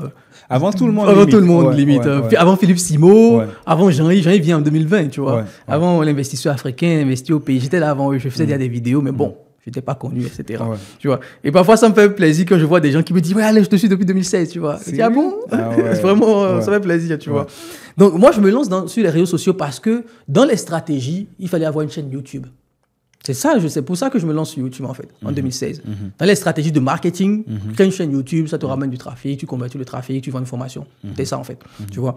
Donc, moi, je me lance sur les réseaux parce que quand je vois mon parcours, quand je vois comment j'ai galéré, je me suis dit, OK, je peux apporter quelque chose aux gens. Je peux leur apporter ma vision et surtout, je voulais aussi apporter cet aspect transparent en disant, les gars, ça prend du temps. Parce que souvent, quand tu vois les autres formateurs, tu as l'impression que, bon, à raison, c'est vrai. Tu ne vas pas mentir que toi, tu as du succès rapidement. Voilà, moi, c'est rapide. Je ne vais pas te dire j'ai galéré 15 ans, c'est pas vrai. C'est pas vrai, tu vois. Et moi, j'avais envie quand même de montrer aux gens... ça va être comme ça pour tout le monde, tu vois. Moi, je voulais montrer aux gens que ça prend du temps aussi, en fait. Je voulais montrer aux gens que j'ai mis 5 ans, que j'ai testé beaucoup de choses. C'est pour ça que mon slogan, c'est quoi? D'échec en échec jusqu'à la réussite. C'est ça que je mets sur ma chaîne YouTube. C'est vrai. D'échec en échec jusqu'à la réussite. C'est exactement ton histoire, ouais. Voilà, tu vois. Donc, c'était ça que je voulais montrer aux gens. Que tu peux échouer, que tu vas échouer. Plusieurs fois même. Jusqu'à présent, je continue à échouer. Il y a des business que j'ai lancés, j'ai échoué. Et les business, jusqu'à présent, peut-être qu'on n'en parle pas trop, qui n'ont pas marché pour moi. Ça arrive à tout le monde. Ça arrive à tout le monde, tu vois. qui n'ont pas eu ce que tu voulais, la rentrée que tu voulais que ça ait, que ça ne l'a pas eu. Tu vois, il y a tout le business. L'idée, c'était de dire que tu peux réussir. Donc, c'est comme ça que je me lance. Maintenant, sur l'e-commerce, en 2019, je lance les sacs à dos vers novembre, comme je disais. À un moment donné, j'atteins les 100K par mois de chiffre d'affaires. Mon fournisseur me contacte sur AliExpress et me dit mec, tu es celui qui m'apporte le plus de ventes. Si tu continues comme ça, je fais ma boutique AliExpress et on va travailler ensemble. Tu vois, c'est ce qu'il me dit. On va travailler ensemble et tout. Parce que AliExpress, c'est compliqué. Bon, on ne fait pas beaucoup d'argent, etc. etc. Il y a des commissions. Prend une marge sur voilà, il prend des commissions, etc. etc. Donc, c'est ce qu'il m'explique en fait. Lui, il veut éviter les frais AliExpress et te vendre directement. Il veut me vendre directement, voilà, et me donner des prix intéressants. Donc, c'est ce qu'il m'explique en fait. Mais bon, après, coronavirus est venu, tout ça. Donc, moi, ça m'est resté en tête. Tu vois, et plus le temps passe, plus il y a tellement de compétition en e-commerce que je me suis dit, OK, on va tester cette méthode-là. Donc, du coup, qu'est-ce que moi je fais? Quand je lance un produit en e-commerce et que je vois d'abord que le produit marche, je contacte le fournisseur pour lui dire, écoute, viens, on fait un partenariat. Dans tous les cas, je suis le seul qui vend ton produit. Tu vois, surtout que les produits que je vends, je te l'ai expliqué souvent. Tu t'es même donné, j'ai dit, je vends des sacs, je vends des chaussures. Et souvent, moi, j'étais en mode, mais il faut vendre des produits qui résolvent un problème. Exactement. Et toi, tu fais de l'argent avec des produits qui résolvent pas de problème. Tu vois, une envie, Ouais. tellement. Mais il n'y a pas un problème, solution forcément derrière les produits que moi je vends. Ouais. Tu vois, c'est une envie, c'est de faire partie d'un groupe. Tu vois, c'est comme les Louis Vuitton, il ne reste pas de problème. Il règle un problème de statut. Exactement. Tu vois, d'avoir un certain statut mais social, ton produit, etc. il ne résout même pas un problème de statut. C'est juste... Une certaine envie, j'ai envie de dire. C'est beau, une certaine croyance aussi, une certaine vision, tu vois, que les gens ont envie de participer parce qu'on vend des produits écolos, etc. Donc, ils ont une certaine vision qu'ils ont envie de s'aligner peut-être avec ces visions-là. Tu vois. Donc, je parle avec le fournisseur pour dire, écoute, le produit, ça se vend, on va faire un partenariat. Et les types de produits que je vends aussi, c'est ce qu'on appelle les marques premium. C'est-à-dire que sur AliExpress, tu as une division d'AliExpress où on vend des marques premium. Donc, les marques premium, pour ceux qui ne savent pas, c'est des boutiques premium. C'est souvent les usines directement, d'accord, ou des revendeurs agréés de ces usines-là, qui sont sur AliExpress. D'accord. Et du coup, moi, je commence à contacter. Alors, j'ai une question. Ouais. S'il y a des marques premium, Ouais. du coup, les autres produits sur AliExpress, qui les vend? C'est des agents. Il faut savoir que sur AliExpress, la majorité des agents, souvent, c'est des Russes. C'est même pas des Chinois. Ouais, souvent, c'est même pas chez les Chinois, c'est souvent des Russes aussi, qui créent une boutique. Et il y a même tu peux même, en tant que Français, être fournisseur sur AliExpress. Tu vois, je connais un ami français qui a une boutique AliExpress et qui vend des produits en tant que fournisseur, en tant qu'agent. Tu vois, de dropshipping. Il fournit le marché. Donc, il y a ce facteur-là, tu vois. Les marques premium sont là. Tu as DJI, tu as Huawei. Huawei a une boutique sur AliExpress. Tu vois, Huawei a une boutique. DJI a une boutique. Qui a encore même des marques qu'on connaît tous, Xiaomi, etc. Ils ont des boutiques, tu vois, sur AliExpress. C'est des marques chinoises. Donc, la plupart des marques chinoises que nous connaissons ont des vraies boutiques sur AliExpress. Tu vois, ils ne font pas forcément du dropshipping, mais comme c'est AliExpress, c'est dropshipping, bah, tu peux passer par eux et vendre tes produits aussi. Ils ne vont pas refuser. C'est de l'argent qui rentre. Donc, moi, je sais, tous les produits que vous voyez sur AdSpy, la plupart du temps, il y a de vraies usines derrière ou de vraies marques qui vendent ces produits sur AliExpress. Souvent, ce n'est pas forcément des gadgets. Ça va être une boutique qui a tout un ensemble de produits, dont le produit winner que toi tu vends est à l'intérieur de ça. Et ce que moi je dis souvent, c'est de sélectionner les niches. Beaucoup de gens en e-commerce vont prendre des monoproduits ou des produits problème-solution qui sont un peu isolés, qui ne font pas partie d'un ensemble de produits. Supposons par exemple que moi je veux vendre, par exemple, je vois une boutique qui vend des serrures, des serrures électroniques, des serrures pour la porte, etc. Et tout. Et souvent, c'est des serrures qui vont être connectées au Wi-Fi, qui vont être connectées en Bluetooth, etc. Et tu vois que toute la boutique du fournisseur est designée et ils vendent que ça. Tu vois, la boutique ne vend que des serrures. Donc, c'est une niche. C'est quoi? Souvent, moi, je parle de e-commerce dropshipping de niche brandé. Ouais, tu as raison. C'est de niche. On ne va pas sélectionner le petit gadget qui est à côté, non. On va prendre un produit de niche qui est dans un ensemble de produits. Et on va monter une boutique autour. Donc, on teste d'abord le produit ou l'ensemble de produits qui est sur la boutique. Ça marche et on monte une boutique avec ça. Et on contacte le fournisseur. Tu sélectionnes un produit dans la une boutique premium, tu le testes. C'est ça. Ok, et si ça marche, qu'est-ce que tu fais du coup? Si ça marche, je vais contacter le fournisseur. Sur AliExpress, le sortir d'AliExpress, le mettre sur WeChat ou le mettre sur WhatsApp pour parler avec lui. Écoute, je vends le produit, tu vois les chiffres et tout, mais j'ai envie d'avoir des prix compétitifs. L'idée ici, c'est de lui vendre une vision. Tu vas dire, écoute, on va travailler ensemble. Souvent, les Chinois sont beaucoup plus accessibles. Hein. Souvent, on va travailler ensemble, je vais vendre ton produit, donne-moi des meilleurs prix, fais-moi une réduction, etc. etc. Tu vois? Et c'est dans cette négociation-là que moi, je fais souvent avec les produits que je lance, que je vais avoir un prix qui est beaucoup plus bas. Les produits que je vends sur les sacs à dos, je suis à 70% de réduction par rapport au prix qui est sur AliExpress. Donc, le produit va coûter 40 € sur AliExpress et ça va coûter 15 € chez moi. Tu arrives à toucher le produit 70% de réduction, moins cher que sur AliExpress. Juste en discutant avec le fournisseur. En dehors d'AliExpress. En dehors d'AliExpress. Eh ben, les amis, on connaît déjà notre prochaine tendance. Les gars. Bon, je pense qu'après, on va tous faire du e-commerce comme ça. C'est beaucoup plus intéressant. Tu vois, donc, du coup, ça me permet... Parce que ça aussi, quand je dis 70%, les gens vont penser, ouais, mais non. Toutes les marques au monde. Tu me disais ça hier. Toutes les marques au monde. Ouais. Je vous conseille d'aller aux foires, d'accord? Il y a des salons dans tout. Le salon de l'immobilier. D'ailleurs, ta marque sera la foire d'Allemagne. En Allemagne, sur les sacs à dos. Sur les sacs à dos. Il y a une foire sur les sacs en Allemagne. C'est du 3 février au 5 février. Je vais faire une vidéo dessus. On va présenter venez les amis, il y aura sa marque qui sera présente. Et l'usine vient. À l'usine de ta marque aussi vient? Il vient s'y présenter avec moi. Il faut faire une vidéo comme ça. On va faire une vidéo, vous verrez et tout, ce qu'on vend et tout. Et du coup, l'idée, c'est que toutes les marques, même les marques que vous connaissez, Nike, etc., si vous les contactez pour dire, OK, je veux être un revendeur agréé de Nike, ils vont vous donner un prix avec 60, 65, 70% de réduction. C'est un truc international.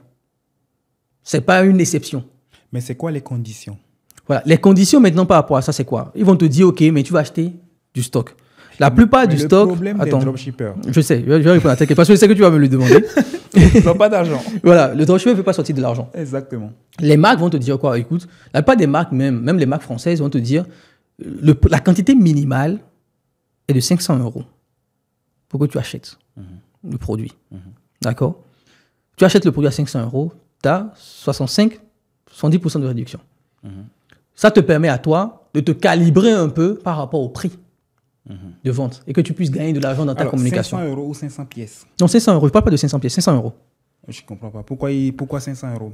Non, c'est juste pour que tu achètes. C'est le prix, c'est la quantité minimale que tu peux acheter. Enfin, le prix. Le prix minimum. C'est 500 €. Par exemple, j'ai rencontré plein de marques, même les marques que vous connaissez, Rains pour les sacs à dos, pour ceux qui connaissent l'univers des sacs à dos, Kabaya même, etc. Ils te disent, ouais, tu dois payer pour 500 €, pour 1000 € de sac chez nous. Et là, tu deviens un revendeur agréé, mais on a nos conditions, on a ci, on a ça, etc. Et toutes les marques, elles ont un peu leurs conditions. Tu vois, les Chinois sont beaucoup plus flexibles. Donc, du coup, quand moi je discute avec le Chinois qui me dit, OK, on est d'accord, tu vas faire ça, tu dois acheter du stock. Et moi, je lui dis, non, déjà, on travaille déjà ensemble sur AliExpress. Et l'intérêt, en fait, de travailler avec l'usine directement, c'est que l'usine a déjà le stock qui est là. Je t'ai dit qu'on livre parfois en 2, 3 jours, 5 jours, maximum 10 jours depuis la Chine. Ouais. Parce que l'usine a le stock. La plupart des gens sur AliExpress, tu vois, sont des agents qui vont attendre tes commandes, avoir un certain nombre de commandes, avant de passer commande chez l'usine, qui prendra 1 à 2 jours en Chine pour livrer, parce que la livraison en Chine est très rapide aussi, 1 à 2 jours pour livrer l'argent, et l'argent va packager tout cela pour te l'envoyer à toi. Bon, je vais juste récapituler ça, les amis, 2 secondes. Les livraisons AliExpress prennent du temps pour une seule raison. Les revendeurs AliExpress, ce sont des agents. Du coup, quand toi, tu passes une commande sur AliExpress, c'est maintenant que ton revendeur AliExpress, lui, va aller commander auprès de l'usine. Et il va attendre 2-3 jours pour que le produit arrive chez lui. Et c'est maintenant que lui, il va l'envoyer. Alors que si tu ne passes pas par AliExpress et que tu passes directement à l'usine, il n'y a plus le délai de AliExpress qui sera là. Voilà. C'est comme ça que Alain arrive en fait à livrer des gens en France depuis la Chine en 5 jours. En moins d'une semaine. Voilà. Incroyable. Donc, c'est pour ça qu'il faut être en relation directe avec le fabricant. Et que si le fabricant est sur AliExpress, c'est encore mieux parce qu'il comprend le concept de dropshipping. Tu vois, il le comprend. Il sait comment ça marche puisqu'il est déjà sur AliExpress.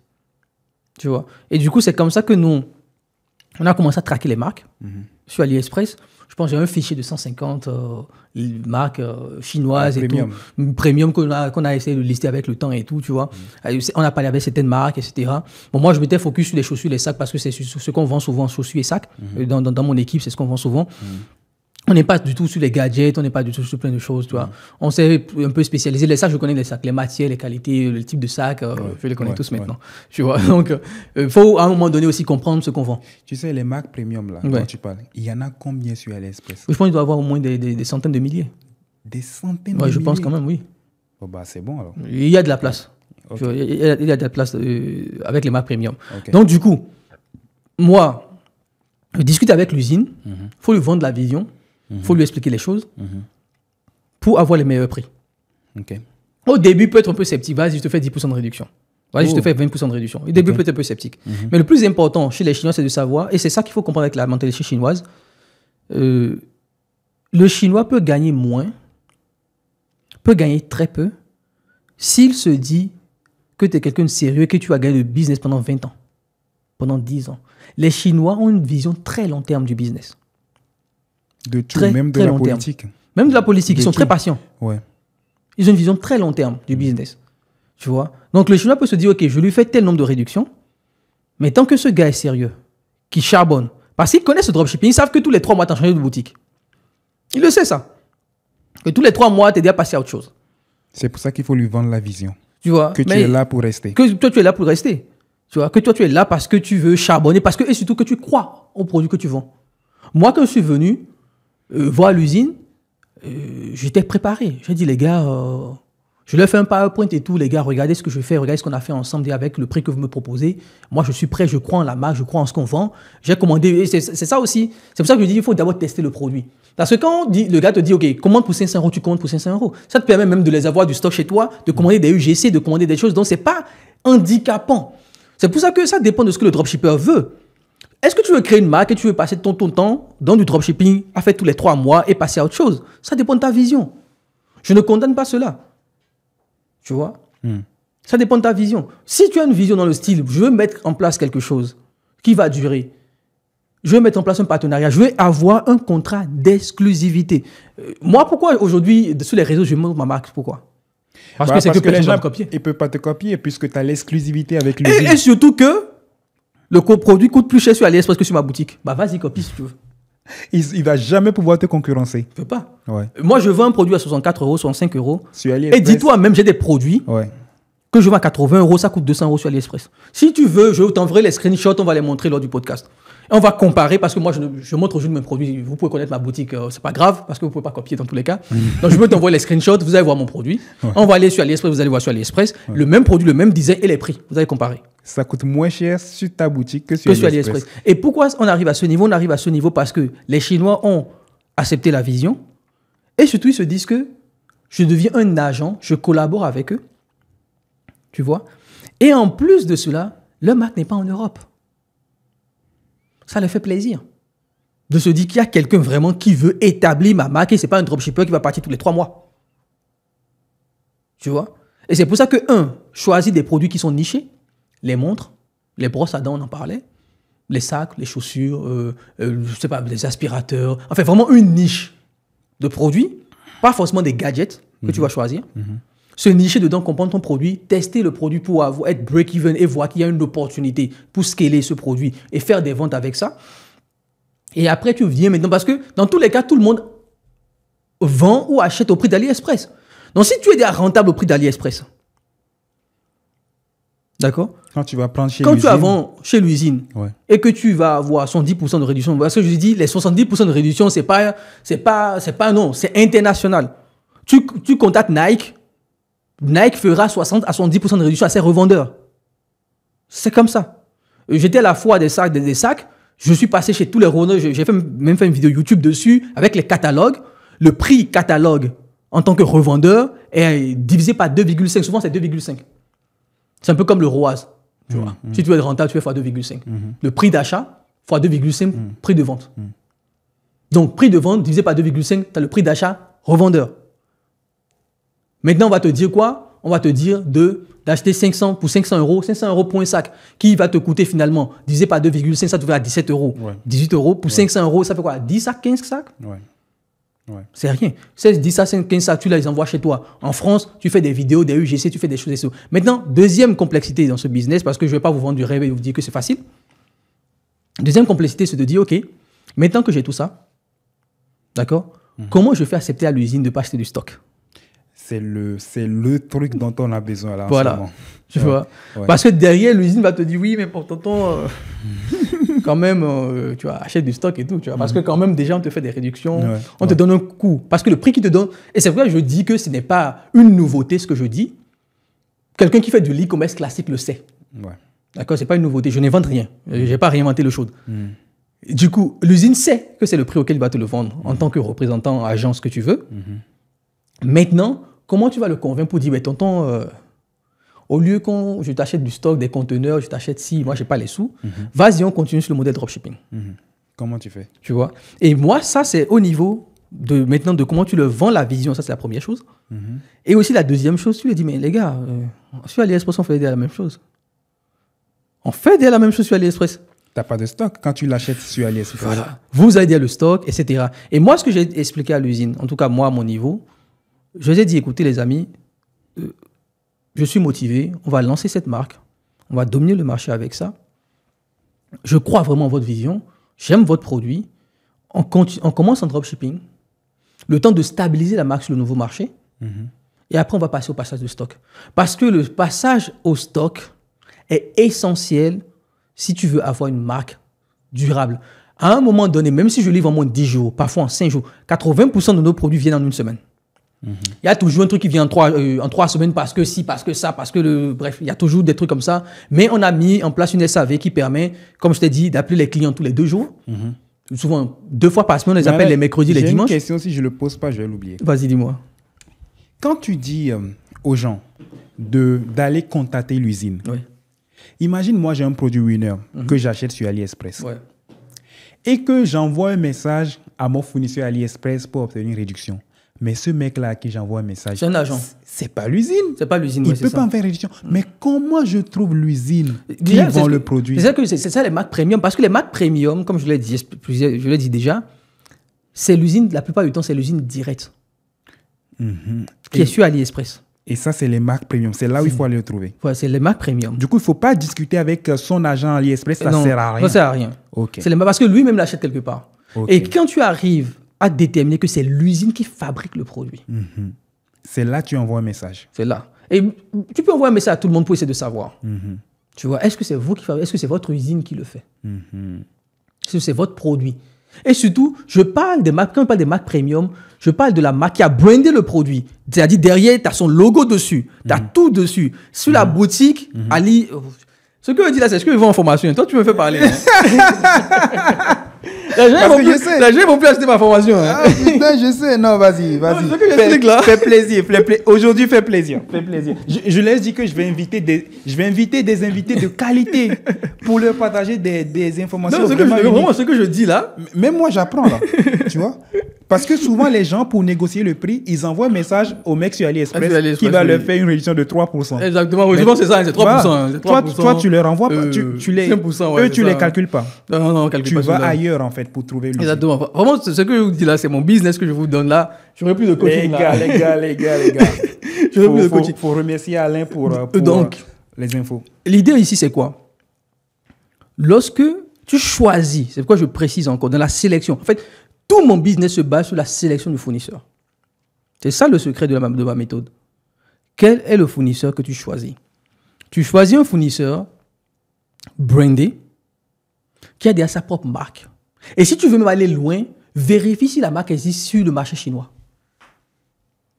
Est-ce que sur les sites chinois, comme Taobao, par exemple, qui est la version chinoise d'AliExpress, est-ce que cette marque existe? Pourquoi tu dois vérifier ça? Parce que ça te permet d'avoir tout le branding de la marque. Ok. Les photos shooting. J'ai dit que mon fournisseur m'a envoyé 600 gigas de vidéos et de photos. Personne ne peut tester. C'est pour ça que je suis un peu confiant. Je suis le gros dos là. T'as raison. D'accord. Personne. Ouais. J'ai 600 gigas de photos, de vidéos, de shooting photos Et le fait de savoir qu'ils vendent ce produit sur le marché chinois avec le même nom que tu trouves sur AliExpress, ça te conforte dans ton choix, dans ta sélection. Et de pouvoir négocier, parce que tu remarqueras tout de suite que le prix auquel ils le vendent sur Taobao n'est pas le même prix qu'il va le vendre sur AliExpress. C'est moins cher. Alors que sur Taobao aussi, il fait du profit sur Taobao. D'accord? Il fait du profit sur Taobao.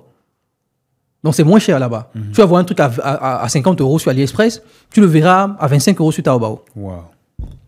D'accord? Donc là, tu sais déjà qu'il y a un profit qui est fait par la personne. Et que c'est le même nom qui est sur Taobao, qui est sur AliExpress aussi. Mais le problème avec Taobao, c'est qu'ils ne peuvent pas livrer les gens en Europe. Non, ils ne peuvent pas livrer. Mais comme c'est la même usine qui vend là-bas et qui vend sur AliExpress, il peut livrer, puisque sur AliExpress, il livre les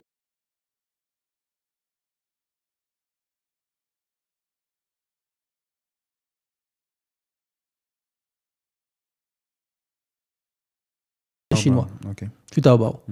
Donc le fait de savoir que la marque que tu es en train de lancer, tu as le même prix de l'autre côté.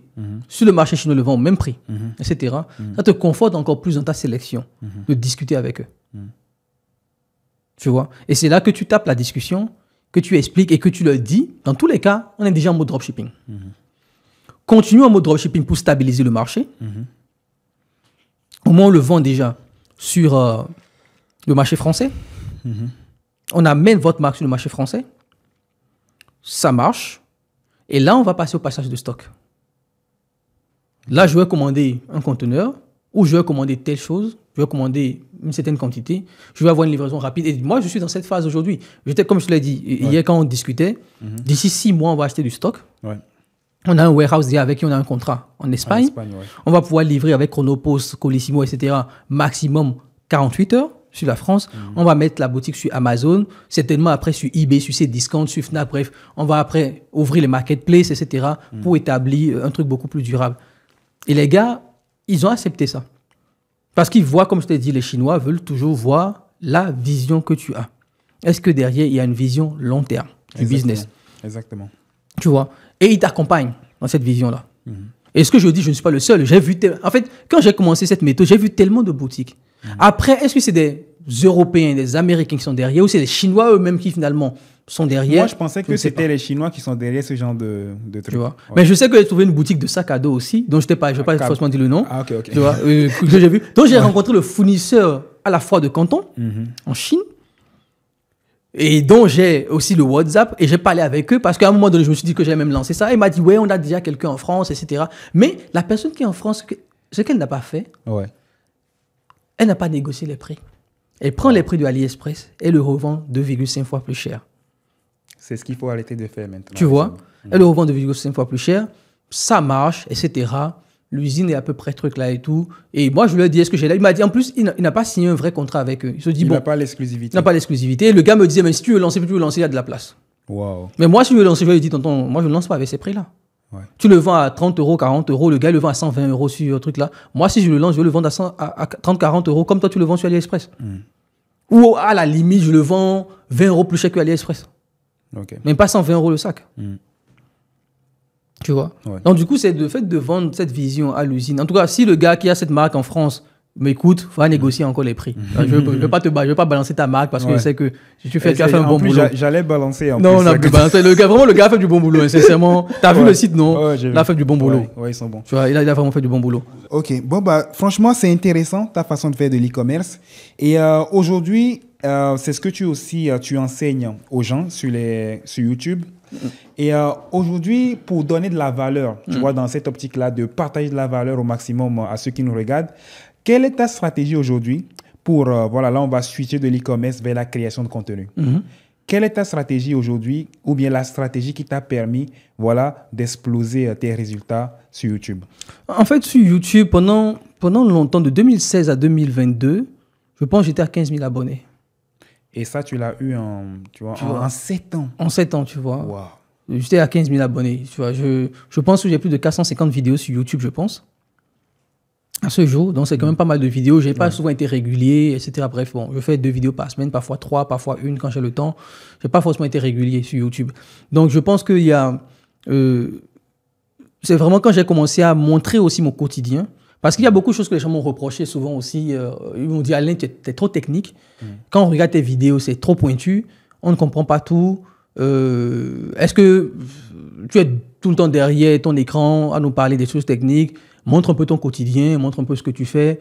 Et je pense que c'est quand j'ai commencé un peu à montrer ce volet de mon quotidien, et surtout, pas forcément lifestyle, hein, mais vraiment dans le fait d'aller dans les usines, de montrer ce que je fais, d'aller dans les plantations, on parle de négoce, de tout ça. Ça a crédibilisé un peu mon discours, et il y a eu des boosts en termes de vues, des gens regardent beaucoup plus nos vidéos, etc. Donc, je pense qu'il y a eu ça qui a fait changer un peu la donne. Mais aujourd'hui, dans ma stratégie de contenu que je veux mettre en application, on en parle depuis que je suis là à Dubaï, c'est vraiment d'aller sur du contenu, pas seulement vlog, parce que les vlogs ont tendance à un peu marcher quand même chez moi, surtout les vlogs business, mais d'aller sur une stratégie de contenu où j'apporte énormément de valeur aussi, à mélanger un peu avec du lifestyle, et mélanger avec de l'éducationnel aussi, et parler aussi d'autres sujets qui ne vont pas forcément être des sujets e-com, négoce, matières premières, etc. Donc, il y a un mélange de trucs, tu vois, une direction artistique, si on peut dire ça comme ça, que je suis en train de regarder, qui va me permettre justement de scaler la chaîne YouTube de 80K à 100, 150, 200, 300K. Tu vois? Mais là, il faut trouver aussi les bonnes personnes, il faut trouver des gens qui vont aussi t'aider à écrire les vidéos YouTube, on en parlait aussi, d'avoir les bons contacts, etc. Ok, bon, bah, c'est parfait. Du coup, là, Alain, on va aborder un sujet que je n'ai jamais abordé sur ma chaîne YouTube. Pas parce que ça ne m'intéresse pas, mais parce que moi, je n'aime pas les victimes. Ok. Tu sais, il y a des gens, souvent quand je vois sur les réseaux, surtout dans la communauté noire, entre guillemets, comme on l'appelle, qui se victimisent. Tu vois, qui se victimisent. Et moi, je vais te dire, je ne suis pas le genre de personne où tu me dis, viens James, on va aller manifester, viens, on va chialer. Je ne viens pas. Ouais, James, bah, en fait, quelqu'un qui vient me dire, ouais, James, bah, si je n'ai pas de résultat, eh ben, c'est parce que je suis noir. Eh ben, t'as tort. Moi, je n'y crois pas à la victimisation. Je ne viens pas pour qu'on pleure ensemble. Je viens pour qu'on trouve des solutions. D'accord. Qu'est-ce que toi, tu penses aujourd'hui du mec qui vient te dire que la malchance dans sa vie, le succès qu'il n'a pas, eh ben, c'est parce qu'il est noir. Qu'est-ce que tu penses de cette mentalité que beaucoup de personnes ont dans la communauté noire, entre guillemets? Qu'est-ce que tu en penses? Tu sais, c'est un sujet assez complexe. C'est un sujet qui fait intervenir pas mal de choses, d'accord? Je vais essayer de le structurer en plusieurs points. La première chose, c'est que ça dépend d'où tu viens. Est-ce que tu es né en France ou tu n'es pas né en France? D'accord? On parle des gens qui sont nés en France, qui sont privilégiés, mais qui ne le savent pas. Qui ne le savent pas, ok, voilà. Ceux qui sont nés en France, ok. Parce que quand tu n'es pas né en France, le racisme ne t'affecte pas trop. D'accord? Quand tu n'es pas né en France. Quand tu n'es pas né en France, le racisme ne t'affecte pas trop parce que tu viens du bled. Comme nous, par exemple. Comme nous, tu es resté dans un environnement où tu es noir. Tu es venu quand même avec une certaine mentalité, à un certain âge aussi. Moi, je suis venu à l'âge de 20 ans. Et je peux encaisser certains coups, tu vois. Et quelque part, tu as une autre vision des choses, en fait. Tu vois, tu es beaucoup plus, mentalement, selon moi, beaucoup plus prêt à certaines choses. Au cours tu as vécu en Afrique, et comme disait l'autre, tu es né en Afrique, tu es déjà malchanceux dès le départ. Tu vois? Et du coup, tu commences, et d'un côté qui disait, c'est plus qui, quand tu es né en Afrique, déjà, tu commences à moins 10 suivants. Et il faut rattraper pour avoir la moyenne et maintenant dépasser tout le monde. Tu vois? Donc, ça te prépare à un certain nombre de trucs, tu vois. Pour ceux qui sont en France, parfois, effectivement, ils vont se dire, j'ai pas réussi parce que le système. Je vais nuancer un peu le propos parce que je sais que tu es très dur avec ça. Je vais nuancer les propos parce qu'il y a une chose qu'il faut comprendre aussi. Il y a effectivement en France un racisme systémique. Il y a un racisme, pour moi le racisme c'est pas qu'on t'aime ou qu'on t'aime pas. C'est qu'on mette en place un système qui va t'empêcher d'une certaine manière de réussir. Je vais nuancer les propos, d'accord? Ça veut dire quoi? J'étais un peu dans ta mentalité un peu très, oui, ceux qui sont en France ils réussissent pas parce qu'ils sont nuls, parce que ils se victimisent, etc. Pour nuancer, je vais te donner l'exemple de mon petit frère. Mon petit frère est venu en France à l'âge de 15 ans. Mon petit frère, c'est un génie. Je te dis, il a sauté des classes quand il était au pays. Il est très, très chaud. 19 de moyenne.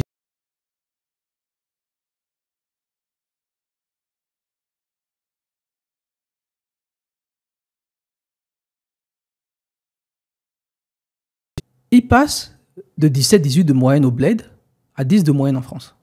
Pourquoi? Tu vois? Et il y a plusieurs facteurs à ça. Et moi, c'est quelque chose qui m'a pris du temps à comprendre aussi. Déjà, il y a le facteur de l'environnement. C'est-à-dire que quand tu es dans un environnement où tout le monde est défaitiste en France, tout le monde, souvent dans la communauté noire aussi, d'accord, où tout le monde veut jouer aussi les durs, d'accord, et c'est quelque chose qui m'a pris du temps à comprendre. C'est-à-dire que tu es dans un environnement où mon petit frère et les gens, c'est l'élève modèle, par exemple. Tu vois, il pose des questions en classe et on te peut traiter de suceur. Ouais, tu poses trop de questions, prof, pourquoi, Ouais, j'ai fait face à ça, moi. Ouais. Donc, du coup, quand tu es comme ça, pour un enfant de 14, 15 ans, tu baisses ton niveau inconsciemment. Parce que tu veux faire partie du groupe. Et ça aussi. Bah moi, j'avais pas ce problème. Tu vois, moi, non, je m'en foutais de ne pas faire partie oui, ça, du groupe. je te le dis parce que toi, bien, t'as grandi au bled, t'as une certaine expérience. Ouais. T'es pas un petit de 14, 15 ans qui vit en France. Il y a beaucoup de choses. Ça dépend de chaque personne. Tu vois, on peut pas généraliser. Deuxième chose aussi, il y a le système éducatif qui a été mis en France, en place en France. Tu peux remarquer que ceux qui réussissent le plus en France, c'est les blédards. Bah, c'est possible. Va en fac de médecine, va en école d'ingé, où tu veux, c'est les blédards, c'est les gens comme nous. Ok. Tu vois, il y a très peu de gens qui sont nés en France. Que tu vas voir, souvent ils sont à Monoprix, en CDI, ils sont des trucs là. Et ça, je l'ai vu avec même ma famille en France, tu vois, des cousins, neveux qui sont nés en France, ça tire pas loin. Et ça aussi, il faut le système d'orientation qu'on a mis en place. Tu as des parents qui sont médecins, dont les enfants sont maîtresses d'école. Où on explique aux enfants que oui, c'est cool d'être pompier. Je n'ai rien contre les pompiers. Dans l'éducation, on explique aux enfants que c'est cool de faire telle ou telle chose. Je disais à Rafiki ce matin qu'on doit faire des enfants guerriers. Moi, mon enfant me dit qu'il est pompier, je lui mets une paire de gifles. Point. Donc, on explique aux enfants que oui, que c'est normal. D'accord? Mon petit frère, quand il va chez la conseillère d'orientation, je me suis battu avec l'école pour qu'il aille en informatique. Ils ont dit non, il va faire bac pro. Je dis c'est mort. Et c'est là que j'ai commencé à comprendre la réalité du système d'orientation en France. Pour les enfants qui sont nés en France. Je te dis, je me suis battu avec l'école. Et j'ai écouté le petit, il va aller en info. Ils sont en train d'orienter par race certaines personnes vers des métiers, qui ne sont pas très valorisants financièrement. Je vais généraliser. Est-ce que c'est par race? Je te dis. C'est ça la question. Moi, je dis que ça l'est. Ma mère travaille avec les jeunes. D'accord? Dans ce qu'on appelle DAS ou je ne sais pas quoi. Tu vois, genre les jeunes un peu turbulents qu'on a mis dans des maisons, etc. Les jeunes les parents divorcés qui ont confié leur maison, leurs enfants à l'État, etc. D'accord? Et tu vois l'orientation qu'on fait des enfants noirs et qu'on fait aux autres enfants aussi. Ça ne peut pas être tout le temps du hasard. Tu vois leur orientation. Comment la conseillère les oriente? Je ne dis pas que c'est faux. Quand un système est mis en place, c'est très subtil. Peut-être même que la conseillère d'orientation, au fond d'elle, elle est vraiment honnête avec elle-même. Elle ne s'est pas levée le matin en disant « Ok, on va voir combien de noirs je vais envoyer aujourd'hui en bac pro. » Non. C'est très subtil aussi dans le système. Et la plupart de nos parents africains qui sont en France ne comprennent pas ce système-là. Ils font confiance à l'éducation de l'État, à l'école nationale en France. Ils vont laisser l'État décider. Quand l'État dira aux enfants, il va en bac pro, il va faire telle chose. Je n'ai rien contre les gens qui ont bac pro et consorts. Parce que je nuance les propos parce que je reviendrai dessus, sur la victimisation dans tous les cas. Ils vont dire qu'ils vont faire confiance. Tu vois? Ils ne vont pas douter. L'État ne peut pas te tromper. Tu vois? Donc, il y a tout ce système qui est très subtil, très compliqué. Et moi, c'est quelque chose dont j'ai fait face et c'est pour ça que j'étais dans la même mentalité que toi. Et je dis non. Il y a un système de racisme systémique qui existe. Maintenant, il faut nuancer parce que... Je vais nuancer mes propos. Ouais. Parce que je sais là où tu veux en venir. C'est un système qu'on ne peut pas dire que non, ça n'existe pas. J'ai passé plus de 200 entretiens d'embauche en France. Waouh, plus de 200. Je te dis, j'ai charbonné pour trouver du boulot dans ce pays. C'est la réalité. Et quand tu as envoyé 200 CV, on t'a dit non, tu doutes de toi. Tu doutes de toi. C'est la réalité. J'ai vu comment mon petit frère a galéré dans certains trucs. Tu vois? Je l'ai vu. Donc, quand tu es quelqu'un qui est né en France, on t'a donné un certain confort, tu ne vas pas te bagarrer contre ça. Tu l'acceptes et tu te victimises. Tu te dis, oui, on est contre nous. Moi, et je l'ai dit même lors d'une conférence, je suis un guerrier. Il faut être violent. Quand on te ferme des portes, tu passes partout. Et le jour, je ferai même une vidéo pour vous expliquer comment avoir des entretiens d'embauche en France. Tu mens. Bah, qu'est-ce que j'ai fait? On demandait des gens qui ont le bac plus tu 5. vois? J'ai mis le bac plus 5. Ouais. Mon gars, tu mens et j'ai eu sur les CV. Ouais. Je te dis, j'ai passé des entretiens parce que quand tu envoies 200 CV, tu es costard, cravate, tranquille, tu viens, tu dis la vérité. J'ai compris quelque chose en France. Le système européen ou le système français est fait pour que quand tu es honnête, tu ne réussis pas. C'est bizarre quand même. C'est comme ça. Quand tu es honnête, tu viens, tu présentes tes documents. Oui, monsieur, c'est ça, nanani, nana, et tout. Non. En tout cas, pas pour tout le monde. En tout cas, pas pour tout le monde. En tout cas, pour nous. Ah ouais. Parce que tu as dit, on parle des Noirs. D'accord? Et du coup, ça doit te pousser. D'accord? Dans la recherche de toutes les solutions. Parce qu'il ne faut pas croire. Souvent, les Noirs se victimisent, et c'est fait, hein? Mais ça arrive aux Pakistanais, ça arrive aux Chinois. C'est juste que eux, ils s'en plaignent pas et charbonnent derrière. Et ils mettent en place des économies secondaires. Je t'ai dit, je parle chinois, je comprends la culture, j'étais habité dans le 13e arrondissement, je les ai fréquentés. Les mecs, ils ont créé une économie parallèle. Ils s'en foutent. Du coup, si on ne les recrute pas, ils créent leurs propres entreprises. Ils créent leurs entreprises. Et ils se recrutent entre eux. Voilà. Donc, du coup, c'est là où il faut avoir la nuance. C'est pour ça que je dis, il ne faut pas non plus, c'est ça, il faut faire attention, il ne faut pas non plus dire que ça n'existe pas. Que les gens sont juste là et se victimisent. Non. Il y a un vrai problème qui existe. Maintenant, c'est comment toi tu fais face pour trouver la solution que notre communauté ne fait pas. Et surtout, si tu n'as pas, tu sais, en marketing, on parle des niveaux de awareness, les niveaux de conscientisation d'un problème que tu as. Tu sais que tu as le problème, mais tu ne connais pas la solution. Tu ne sais même pas qu'il y a une solution qui existe par rapport à ce problème-là. Tu vois? Donc, c'est tout ça qu'on a une communauté aujourd'hui qui va se victimiser, qui ira faire les marches contre l'antiracisme, etc. Qui va, moi je ne fais pas ces trucs-là. Tu vois, le marche contre le racisme et tout. Viens, on pleure, non, je viens pas. Non, je viens pas. Viens, on trouve des solutions, oui. Voilà, tu vois. Donc, il y a cette réalité qu'il ne faut pas non plus occulter. Parce que c'est le type de réalité où nos oppresseurs sont contents. Quand je vois des frères qui disent, oui, il n'y a pas de racisme en France, vous abusez, mais le système est content. Regardez, lui-même il le dit. Non, ça existe. Ça existe. Et c'est pas parce que toi, tu ne l'as pas subi que les autres ne le subissent pas. Parce que souvent aussi, les gens, oui, mais moi, je suis en France depuis 10 ans, jamais je me suis senti... Oui, c'est ton cas. C'est pas parce que toi, tu ne l'as pas subi, parce que tes étoiles sont alignées, parce que pour différentes raisons, que les autres ne le subissent pas. Tu vois? Et moi, je le dis encore aujourd'hui, et ça, je ne vais pas généraliser, même en France, les Français sont ceux qui m'ont le plus aidé. Quand je galérais à l'université, c'est des Français qui m'ont aidé. C'est un Français qui m'a dit, mon gars, viens dormir chez moi.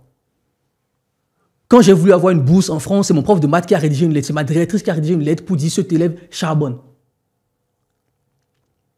Donc, il y a les deux dans le système. On ne peut pas non plus dire que ça n'existe pas, mais de la même manière, des gens aussi qui vont t'ouvrir des portes en France. Et même des Blancs qui vont t'ouvrir des portes aussi. C'est pour ça que dans tous les propos, il ne faut jamais être dans l'extrême. Il faut nuancer. Il faut toujours nuancer les propos. On ne peut pas, parce que moi j'ai réussi en France, dire que non, que le racisme n'existe pas, que c'est juste des paresseux qui ne veulent pas travailler, que non. Aujourd'hui, c'est comme tu l'as dit, quelle solution on apporte. Et aujourd'hui, il y a le business en ligne qui existe. Et c'est là où vous n'avez plus d'excuses. Ouais. Parce que quand j'ai envoyé 200 CV, on ne m'a pas recruté. Tu as lancé ton business. C'est tout ça qui m'a motivé à me relancer dans le business en ligne. Ouais. Quand tu appelles et on voit mon accent du bled, on ne te fait pas confiance. C'est une réalité.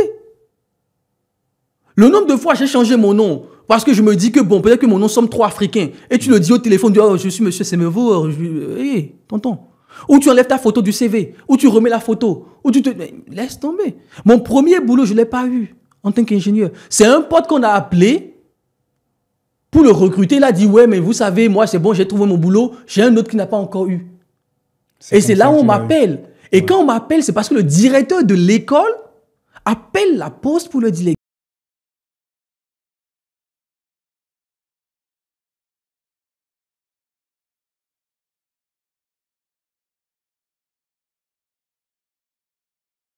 C'est une réalité. C'est pas parce que c'était pas arrivé à toi que moi je dis que ce qui m'est arrivé c'est du bullshit, que je me victimise. Non. C'est une réalité. Tu sais, ça, c'est quelque chose qu'il faut... C'est comme ça, en fait. Il y a plusieurs façons de faire face au problème. Ouais. Quand il y a un problème, il y a des gens qui abandonnent et se victimisent. Ouais, c'est ça. Ouais, Et il y a d'autres personnes comme moi ou comme toi qui disent, bon, on me ferme cette porte-là, où est-ce que je peux aller? passe pas les choses.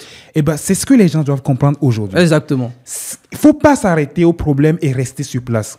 Il faut trouver les solutions. Et c'est là où notre communauté est condamnable. C'est là où moi je l'ai condamné. C'est pourquoi je t'ai dit depuis le début, il faut qu'on nuance les propos. Ouais, c'est vrai. On ne va pas dire que ça n'existe pas. Non, ça existe. Ouais.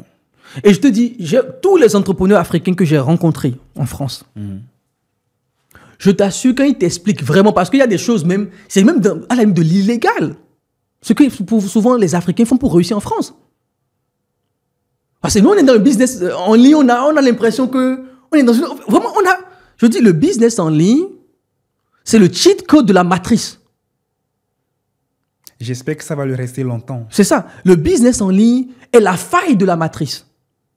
Tu demandes à n'importe quel entrepreneur qui est dans la vraie vie en France. Moi, j'ai parlé avec les gars qui ont des restaurants, le plus gros restaurant africain de Paris. Mais quand le gars t'explique comment il a fait pour en arriver là, tous les coups battus qu'il doit faire, tous les manques de respect que le banquier te jette à la figure et que tu dois rester là et sourire, que tu ne dois pas fléchir parce que tu te plains, on te dira encore que tu te victimises. Donc, il ne faut pas que notre position de privilège dans le business en ligne nous fasse oublier qu'il y a une vraie réalité sur le terrain. Souvent, on accuse même, oui, les Africains, leur nourriture, c'est les Chinois, c'est oui. Parce qu'on préfère faire un prêt à un Chinois, un Pakistanais que faire un Africain pour qu'il ouvre un business. C'est une réalité. Et du coup, tu dois connaître les gens. J'ai fait toutes les banques de France pour avoir un prêt étudiant. Que j'ai utilisé pour me lancer dans le business, en guillemets. Ouais. D'accord? Ouais. J'ai fait toutes les banques. Eux tous. De mon nom, quoi. LCL, Crédit du Nord, Crédit Agricole, nanana, toutes. Ouais. Le seul banquier qui m'a accordé un prêt à Société Générale, c'était un Ivoirien. Parce qu'il m'a dit, mon frère, je te comprends. Sur un dossier de merde. Et c'est là que je comprends que la décision de prêt ne dépend pas de leur logiciel, ça dépend du conseiller que tu as en face. Tu tombes sur un bon conseiller, tu peux avoir un dossier foutu, il va t'accorder le prêt. Mais on va nous expliquer que non, vous savez, j'ai tapé dans le logiciel. Le logiciel me dit que non, on ne peut pas faire autrement, hein, monsieur Bédo. C'est ça, en fait, c'est pas ça, en fait. Non. C'est lui qui décide. C'est le conseiller qui décide de te faire le prêt ou pas. S'il t'aime ou pas. S'il t'aime ou pas. Si tu es en bonne affinité avec lui ou pas. Putain de merde. C'est le conseiller qui décide. C'est pas le logiciel, ça c'est du bullshit, le logiciel. Ils ont une marge, même dans le taux d'intérêt, on a eu plein de documentaires en France qui ont montré que quand un noir se présente pour un prêt, il reçoit un taux d'intérêt beaucoup plus élevé que si un blanc se présente. C'est une réalité. Moi, le nombre de fois, Airbnb, à l'époque, parce que Airbnb, ils sont même partis à un moment donné à cacher la photo de profil. Lorsque tu bookes un appartement, et c'est quand le propriétaire valide l'appartement que la photo s'affiche. Le nombre de Airbnb qui m'ont recalé à l'époque, quand Airbnb était lancé 2014, 2015, 2016, tu bookes, on te recale. Le nom de Blablacar. J'ai eu un étudiant en coaching qui travaille chez Blablacar, il me l'a dit. C'est un arabe, il m'a dit, le plus gros problème, c'est que parfois les noirs ont du mal. On le sait. Je suis en support, je reçois des appels. Où le propriétaire de la voiture, il voit que c'est un noir, il refuse. Il refuse. Le dit ne veut pas dire qu'on se victimise. Non, c'est une réalité qui est sur le terrain. Maintenant, comment moi je réagis par rapport à ça? Et c'est même pour ça que je me suis lancé dans l'e-commerce quelque part, parce que je me dis, au moins je vends à des gens qui ne me connaissent même pas ma gueule. Ils ne savent même pas que c'est un petit bléda qui a un accent béninois, qui est derrière, qui le vend un produit à 50 €, 100 € et qui se fait de l'argent tranquillement. Ils ne savent pas ça. Tu as raison. Donc, ce n'est pas d'accuser. Le système est là, il est ce qu'il est. Et pour moi, le racisme, c'est ça. C'est quand tu as un système qui est mis en place pour t'empêcher de réussir. Tout le reste de ils ne m'aiment pas. On ne m'aime pas. Et pourquoi on va t'aimer d'ailleurs? Tu as fait quoi pour qu'on t'aime? Les Blancs ne s'aiment pas. Ils ont passé 2000 ans à se foutre dans la guerre. Première bombe atomique, deuxième bombe atomique. Ils ont passé toute leur vie, toute leur civilisation est dans le sang. Je suis tombé sur une statistique de la France. La France a fait plus de 1000 guerres ou 1000 batailles. Et les gars, ils étaient contents. Ouais, on est les plus forts. L'Angleterre en a fait 800.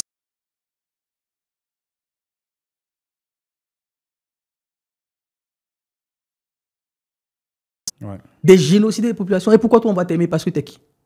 On n'a pas besoin de t'aimer. Je ne cherche pas l'amour, je m'en fous. Le respect, et c'est ça que la communauté doit comprendre, le respect oui. se l'arrache. Ouais, ça... Avec violence. Ouais, ça se demande pas. Ça ne se demande pas. Il faut aller le chercher. Ça, il ne faut même pas le chercher, il faut l'arracher. Il faut la ouais. voler. Et on est dans un monde où je pense qu'il y a un discours de bisounours qui fait croire que si tu es bon, tu travailles dur, tu vas réussir. C'est faux. Il n'y a que le business en ligne qui permet ça. Ah, ok. Ça, j'allais dire. C'est pour ça que je te dis que le business en ligne, c'est la faille de la matrice. C'est la faille de la matrice, ouais. Parce que dans le business en ligne, effectivement, si tu travailles dur, tu auras des résultats. Oui, c'est la faille de la matrice. Mais dans la vraie vie, je ne sais pas, je ne saurais te dire. Parce que même d'ailleurs encore, parce que le business en ligne aujourd'hui dépend des banques en ligne qui ne te voient pas. Tu n'as pas forcément de conseiller clientèle qui va te refuser un prêt parce que si, parce que ça. Quelque part aussi, bon, tu fais de l'argent, on regarde ton compte bancaire, on est un peu obligé aussi. Ouais. Tu vois. Moi, je connais un entrepreneur congolais dont la banque l'a dénoncé. Pourquoi?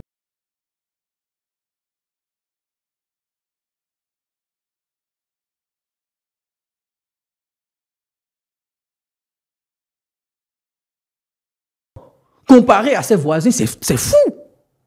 C'est une réalité. Demandez aux Africains de la vraie vie, pas les gens du business en ligne à Dubaï ou en Estonie. Demandez-leur leur réalité. Et tu comprends tout de suite que c'est des guerriers. Ils comprennent la situation. Tout ce qu'ils font, c'est qu'ils l'arrachent. Et on est dans un système parfois qui va te pousser à l'illégal. Un système où tellement te ferme les portes que le seul moyen de pousser cette putain de porte ou de passer par les chiottes, c'est de tout comme ça, costume, cravate et tout, et tu mens devant eux comme ça. Tu dis, ouais les gars, ne vous inquiétez pas. Il y a un système qui existe, pour conclure sur ce volet-là, et ce système est ce qu'il est. Mais c'est un système aussi qui nous permet, en tant qu'Africains, en tant que Noirs, de montrer que rien n'est gratuit. Et il ne faut pas oublier aussi que le système français est tellement bien que, de la même manière qu'elle te crache à la gueule, elle te donne des aides derrière. Tu as les APL.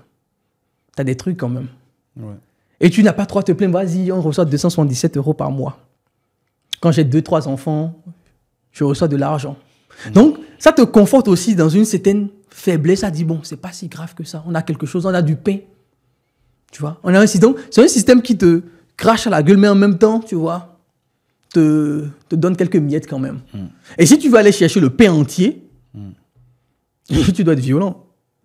Et aujourd'hui, on est quand même dans une ère où le business en ligne te permet de ne pas subir toutes ces humiliations-là. Moi, je le dis, ça a été l'une de mes plus fortes motivations. Parce que même en entreprise, les petites blagues qu'on te fait, tu n'as jamais travaillé en entreprise en France? Non. Les petites blagues qu'on te fait tout le temps. Allez demander à tous les Noirs qui sont en entreprise. Tu vois. Les piqûres, les micro-agressions tout le temps. Je te dis, parfois, on doute de ton intelligence parce que tu as un accent. On n'est pas trop sûr. Tu te fais une proposition, on dit oui, mais on va vérifier. Et tout ça, je les ai supportés en entreprise. Tout ça, tu les supportes. C'est peut-être que moi, le discours que je tiens aujourd'hui, c'est peut-être parce que je n'ai pas fait face Exactement. à tout ça. Et bon, après, je vais jamais tomber dans la victimisation. Exactement. Ça, je te le dis. On ne tombe pas dedans. Mais comme j'ai aussi, voilà, de ce que tu as dit, j'ai compris en fait que oui, il y a une certaine réalité, tu vois.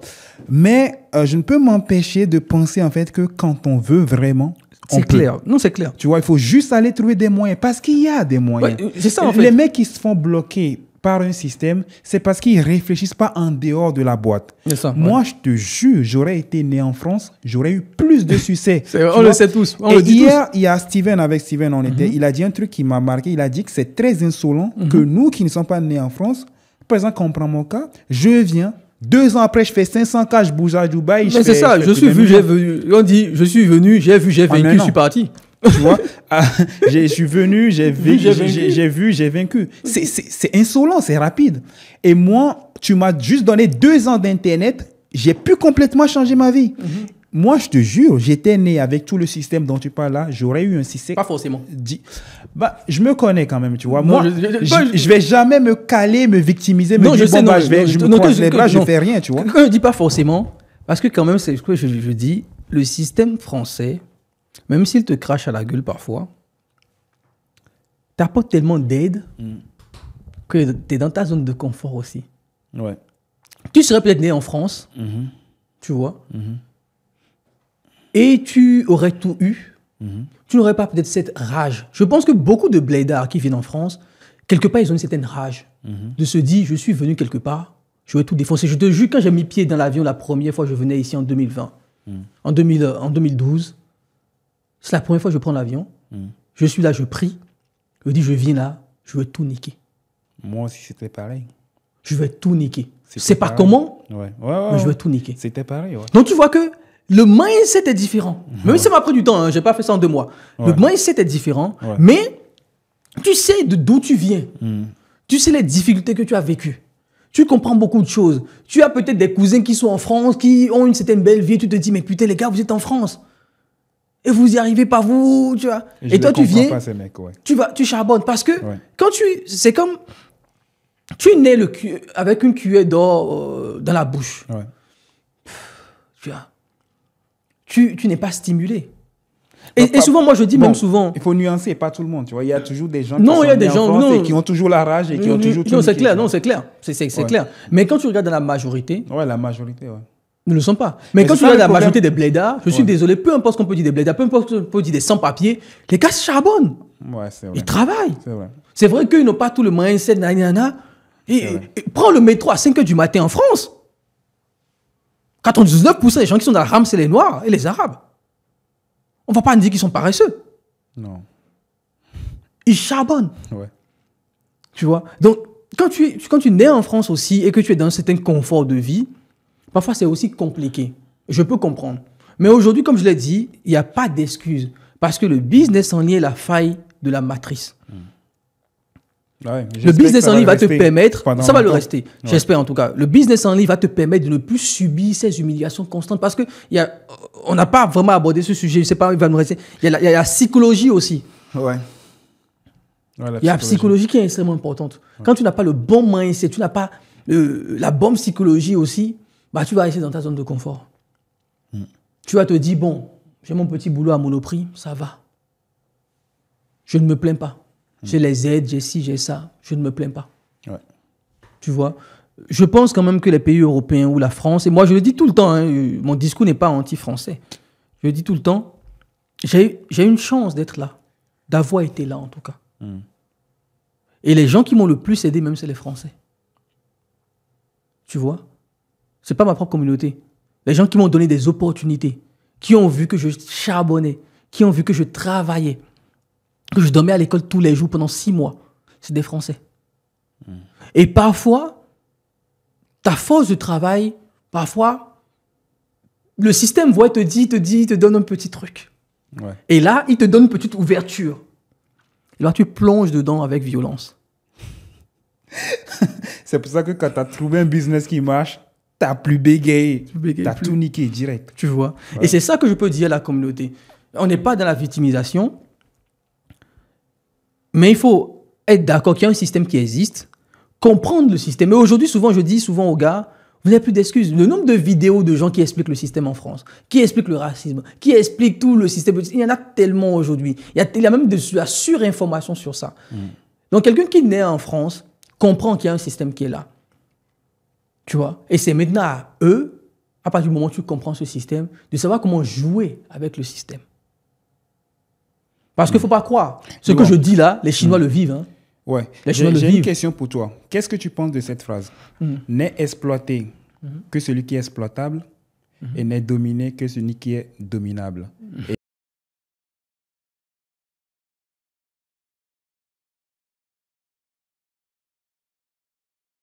Ouais, c'est clair.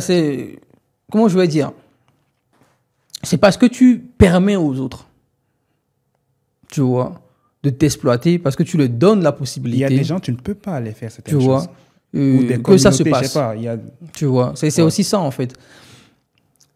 Après, comme je l'ai dit, on va revenir à la psychologie. D'accord? Parce que si on a passé 400 ans en esclavage, c'est parce qu'on était prédisposé à ça. Tu vois? Il faut qu'on nuance toujours les propos. C'est vrai, n'est exploitable que celui qui... N'est exploité que celui qui est exploitable ou n'est dominé que celui qui est dominable. C'est vrai, mais en même temps, si on doit le référer au cas de notre communauté,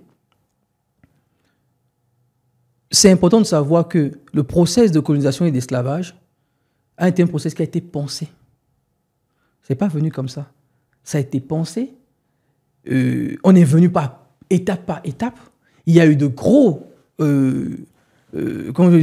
trucs psychologiques, de gros campagnes psychologiques sur les gens pour leur faire accepter leurs conditions. Et c'est pour ça que je disais tout à l'heure aussi à Rafiki en disant que quand on est sorti de l'esclavage et de la colonisation, ce qu'on aurait dû faire, c'était une thérapie de masse aux Africains. C'était une vraie thérapie de masse pour leur faire comprendre qu'ils valent plus que ça, que notre histoire ne commence pas par ce que les autres ont défini. Tu vois? C'était une vraie thérapie de masse qu'il fallait faire pour leur expliquer cela, pour leur donner certaine fierté. Tu vois? Et ça n'a pas été fait comparé aux autres communautés qui n'ont pas vécu vraiment ce sur quoi nous on est passé. Hier, qu'est-ce que je te disais? Que le Japon, en 1945, qui s'est pris 2 bombes atomiques dans la gueule, 35 ans après, ou bien 45 ans après, en 1985, les mecs, ils rivalisaient déjà avec les États-Unis pour être première puissance mondiale. Et la réponse que je t'ai donnée hier... Et la Corée du Sud, pareil. Pareil, la réponse que je t'ai donnée hier, c'est que le Japon n'a pas vécu 400 ans d'esclavage, de colonisation, etc. C'est vrai, ils ont mangé 2 bombes atomiques, ils n'ont pas vécu 400 ans de... Et tu me disais que la violence psychologique a plus d'impact que les bombes atomiques. Que les bombes atomiques, tu vois. Parce que la violence psychologique se transmet de père en fils. Pas la bombe. Pas la bombe. La bombe, ils l'ont eu, c'est terminé. Mais la violence psychologique va se transmettre. Parce que ça définit maintenant... Tu sais, mon père m'a dit un truc, je sais même si c'est mon père ou quelqu'un m'a dit un truc un jour. Et quand j'avais 12, 13 ans, que... Ouais, mais bon, on se plaint de la colonisation. J'ai même un ami même qui me l'a répété un jour. Mais grâce à ça, on a eu des routes. Mais avec ou sans colonisation, on aura quand même des routes. Tu vois, grâce à ça, ouais, on se plaint, mais c'est quoi ce raisonnement de mais merde? grâce à ça, on a eu telle chose. Et je dis, écoute, parle, en fait. Attends, mais qu'est-ce que tu me racontes? Je viens chez toi, je viole ta femme, tes enfants, je brûle ta maison, mais après, je te donne un iPhone.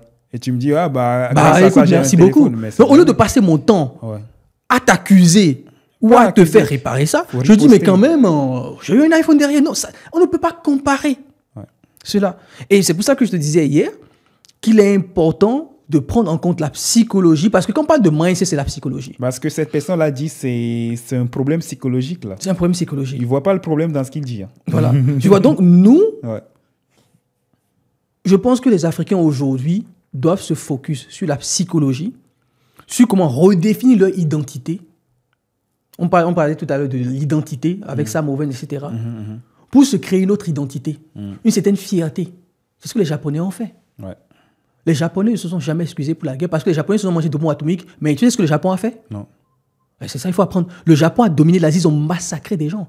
Que ce soit en Philippines, ils ont massacré les Chinois en balles. Ils ont coupé des têtes partout. Que ce soit, mais ils ont foutu le bordel en Corée du Sud, en Asie du Sud. Ils ne se sont jamais excusés jusqu'à présent. Ah ouais, même les Coréens demandent des excuses. Ils se sont jamais s'excusent jamais. Ils ont dit non. Ouais, parce qu'ils ont une mentalité d'empereur, en fait. Empereur. Ils ont dit, écoute, nous, on est droit dans nos bottes. Ce qui s'est passé, c'est passé. Voilà, on va pas refaire l'histoire et on avance, tu vois. Tu vois, donc, ou alors ils font des excuses timides. Timides, de toute façon. Il y a tout ça aussi qu'il faut nuancer. Et moi, je pense que notre boulot, en tout cas, avec ce que nous faisons, en tant que créateurs de contenu, c'est de pouvoir expliquer cela, de ne pas rester dans la victimisation, bien évidemment, de faire comprendre, et je pense que beaucoup de gens le font très bien mieux que nous, sur tout ce qui va être histoire des Africains, mais de donner un peu cette graine, en tout cas moi c'est un peu mon objectif quelque part, pour montrer aux Africains que malgré les choses, malgré l'adversité, tu vois, on est obligé de réussir. Tu vois. Et il y a un de mes mentors qui disait, on est obligé de réussir parce qu'on a trop de comptes à régler. La réussite s'impose pour te donner la joie d'envoyer balader tous ceux qui n'ont pas cru en toi, tous ceux qui ont douté de toi, tous ceux qui t'ont traité de bêtes, d'orphelins, etc. On est obligé de réussir parce qu'on a trop de comptes à régler. Et c'est pour ça, tout à l'heure, quand je parlais de l'éducation des enfants, je parlais des enfants, on doit mettre au monde des guerriers. C'est ça. Et tous les Africains, qu'ils soient en France ou peu importe où ils sont, on doit essayer d'aller puiser dans les autres communautés, ce qui a bien marché, même chez les Blancs, et voir comment on peut l'appliquer à notre cas. Tu vois, on doit essayer vraiment de prendre en compte aussi l'aspect psychologique des choses pour comprendre la violence psychologique que ça a été notre histoire et de prendre cela et de l'adapter pour que cela ait une réponse financière capitaliste ou tout ce que tu veux. Les Chinois l'ont très bien compris. Moi, je regarde le discours du président chinois, le rappelle tout le temps, on a été colonisé. Faut pas croire. Les Chinois le disent, hein. Mais même les Européens. Où ça ne revienne jamais. Oui, même les Européens le disent que les Chinois sont dans une stratégie de vengeance. Et les Chinois sont dans une stratégie de vengeance. Ils n'ont pas oublié les 100 ans du passé. On a une grande civilisation qui a dominé le monde. Ils appellent ça le siècle de l'humiliation. Les 100 ans d'humiliation. Le siècle d'humiliation. Donc, ils ont compris ça. Les Chinois ont compris ça. Et à partir du moment où ils l'ont compris, ils ont apporté une réponse financière, une réponse capitaliste, une réponse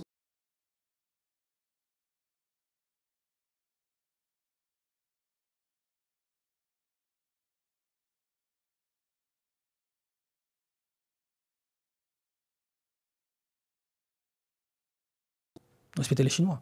Mais aujourd'hui, il y a encore 15 ans, regarde, tu passes où tu veux, on traduit tout en chinois. Tu vas à l'aéroport de Dubaï, c'est en arabe, c'est en chinois. Tu vas à l'aéroport de Paris, n'importe où, on fout en chinois. Pourquoi ils n'ont pas foutu en japonais? Parce qu'ils ont vu que c'est les maîtres du moment. Il faut les respecter. Le président chinois est venu à Los Angeles, ils ont nettoyé la ville. Ils ont nettoyé Los Angeles. Ils ont foutu tous les SDF. Là, ils ont trouvé une solution aux SDF. Oh, les gars, dégagez. Parce qu'il ne faut pas que le gars vienne ici, passe dans les rues, on dit putain. Parce que les États-Unis, c'est comme ça. C'est comme ça. Ouais. Ils se font respecter. Que tu aimes les Chinois ou pas. Tu les respectes. Tu les respectes. Que tu aimes les Chinois ou pas. Personne. Que ce soit les Européens, ils sont là, regarde la télé et tout, ils les critiquent tout le temps. Mais derrière, ils se disent, bon, ils les respectent. Ouais. Les Japonais ont fait la même chose. Les Coréens font la même chose avec le K-pop, avec Samsung, LG, tout ça. Et la réponse que l'Afrique doit apporter va être une réponse économique, industrielle, financière. Ouais. Parce que le Japon, je le dis souvent, c'est l'un des pays les plus mal gérés au monde. Et pourtant, ils s'en sortent économiquement. Ils s'en sortent économiquement parce que tu as Honda, tu as Hyundai, tu as Mitsubishi, tu as tous ces grands groupes. Tu as Samsung qui est en Corée du Sud, LG, etc., qui tiennent le pays par rapport à l'erreur de leurs politiciens. Et c'est là où nous aussi, on doit jouer une carte certainement, tu vois, sur une réponse économique et financière, industrielle, etc. Je pense que je finirai là-dessus. OK. Bon, bah, franchement, je pense qu'on a fait le tour de plein de sujets dans ce podcast-là. Et franchement, merci à toi vraiment d'intervenir sur la chaîne et partager toutes ces informations. Merci beaucoup. Avec mes abonnés. Et franchement, au plaisir vraiment de te revoir sur la chaîne. Pas de souci. Et de partager encore plus de valeur à l'audience. Merci beaucoup. Merci à toi. En tout cas, les gars, ça me fait plaisir d'être ici. Ça me fait plaisir de rencontrer James aussi. D'ailleurs, on n'a pas parlé de ton livre. Ah ouais, c'est vrai aussi. Bon, merci de le préciser parce que j'ai sorti un livre, je pense que je ne l'ai pas tout de suite en main, mais on va mettre la photo, qui s'appelle Le Guide du e-commerce. C'est un livre où j'explique tout ce que j'ai expliqué ici, la stratégie que j'utilise, donc je l'explique à l'intérieur, comment vous pouvez lancer votre marque en faisant des partenariats aussi avec les usines en Chine. Tout cela est expliqué, surtout la partie sourcing dans le livre. J'espère que ça va vous aider. Et ça me fait plaisir en tout cas que tu le recommandes aussi. Et vraiment, merci beaucoup les gars.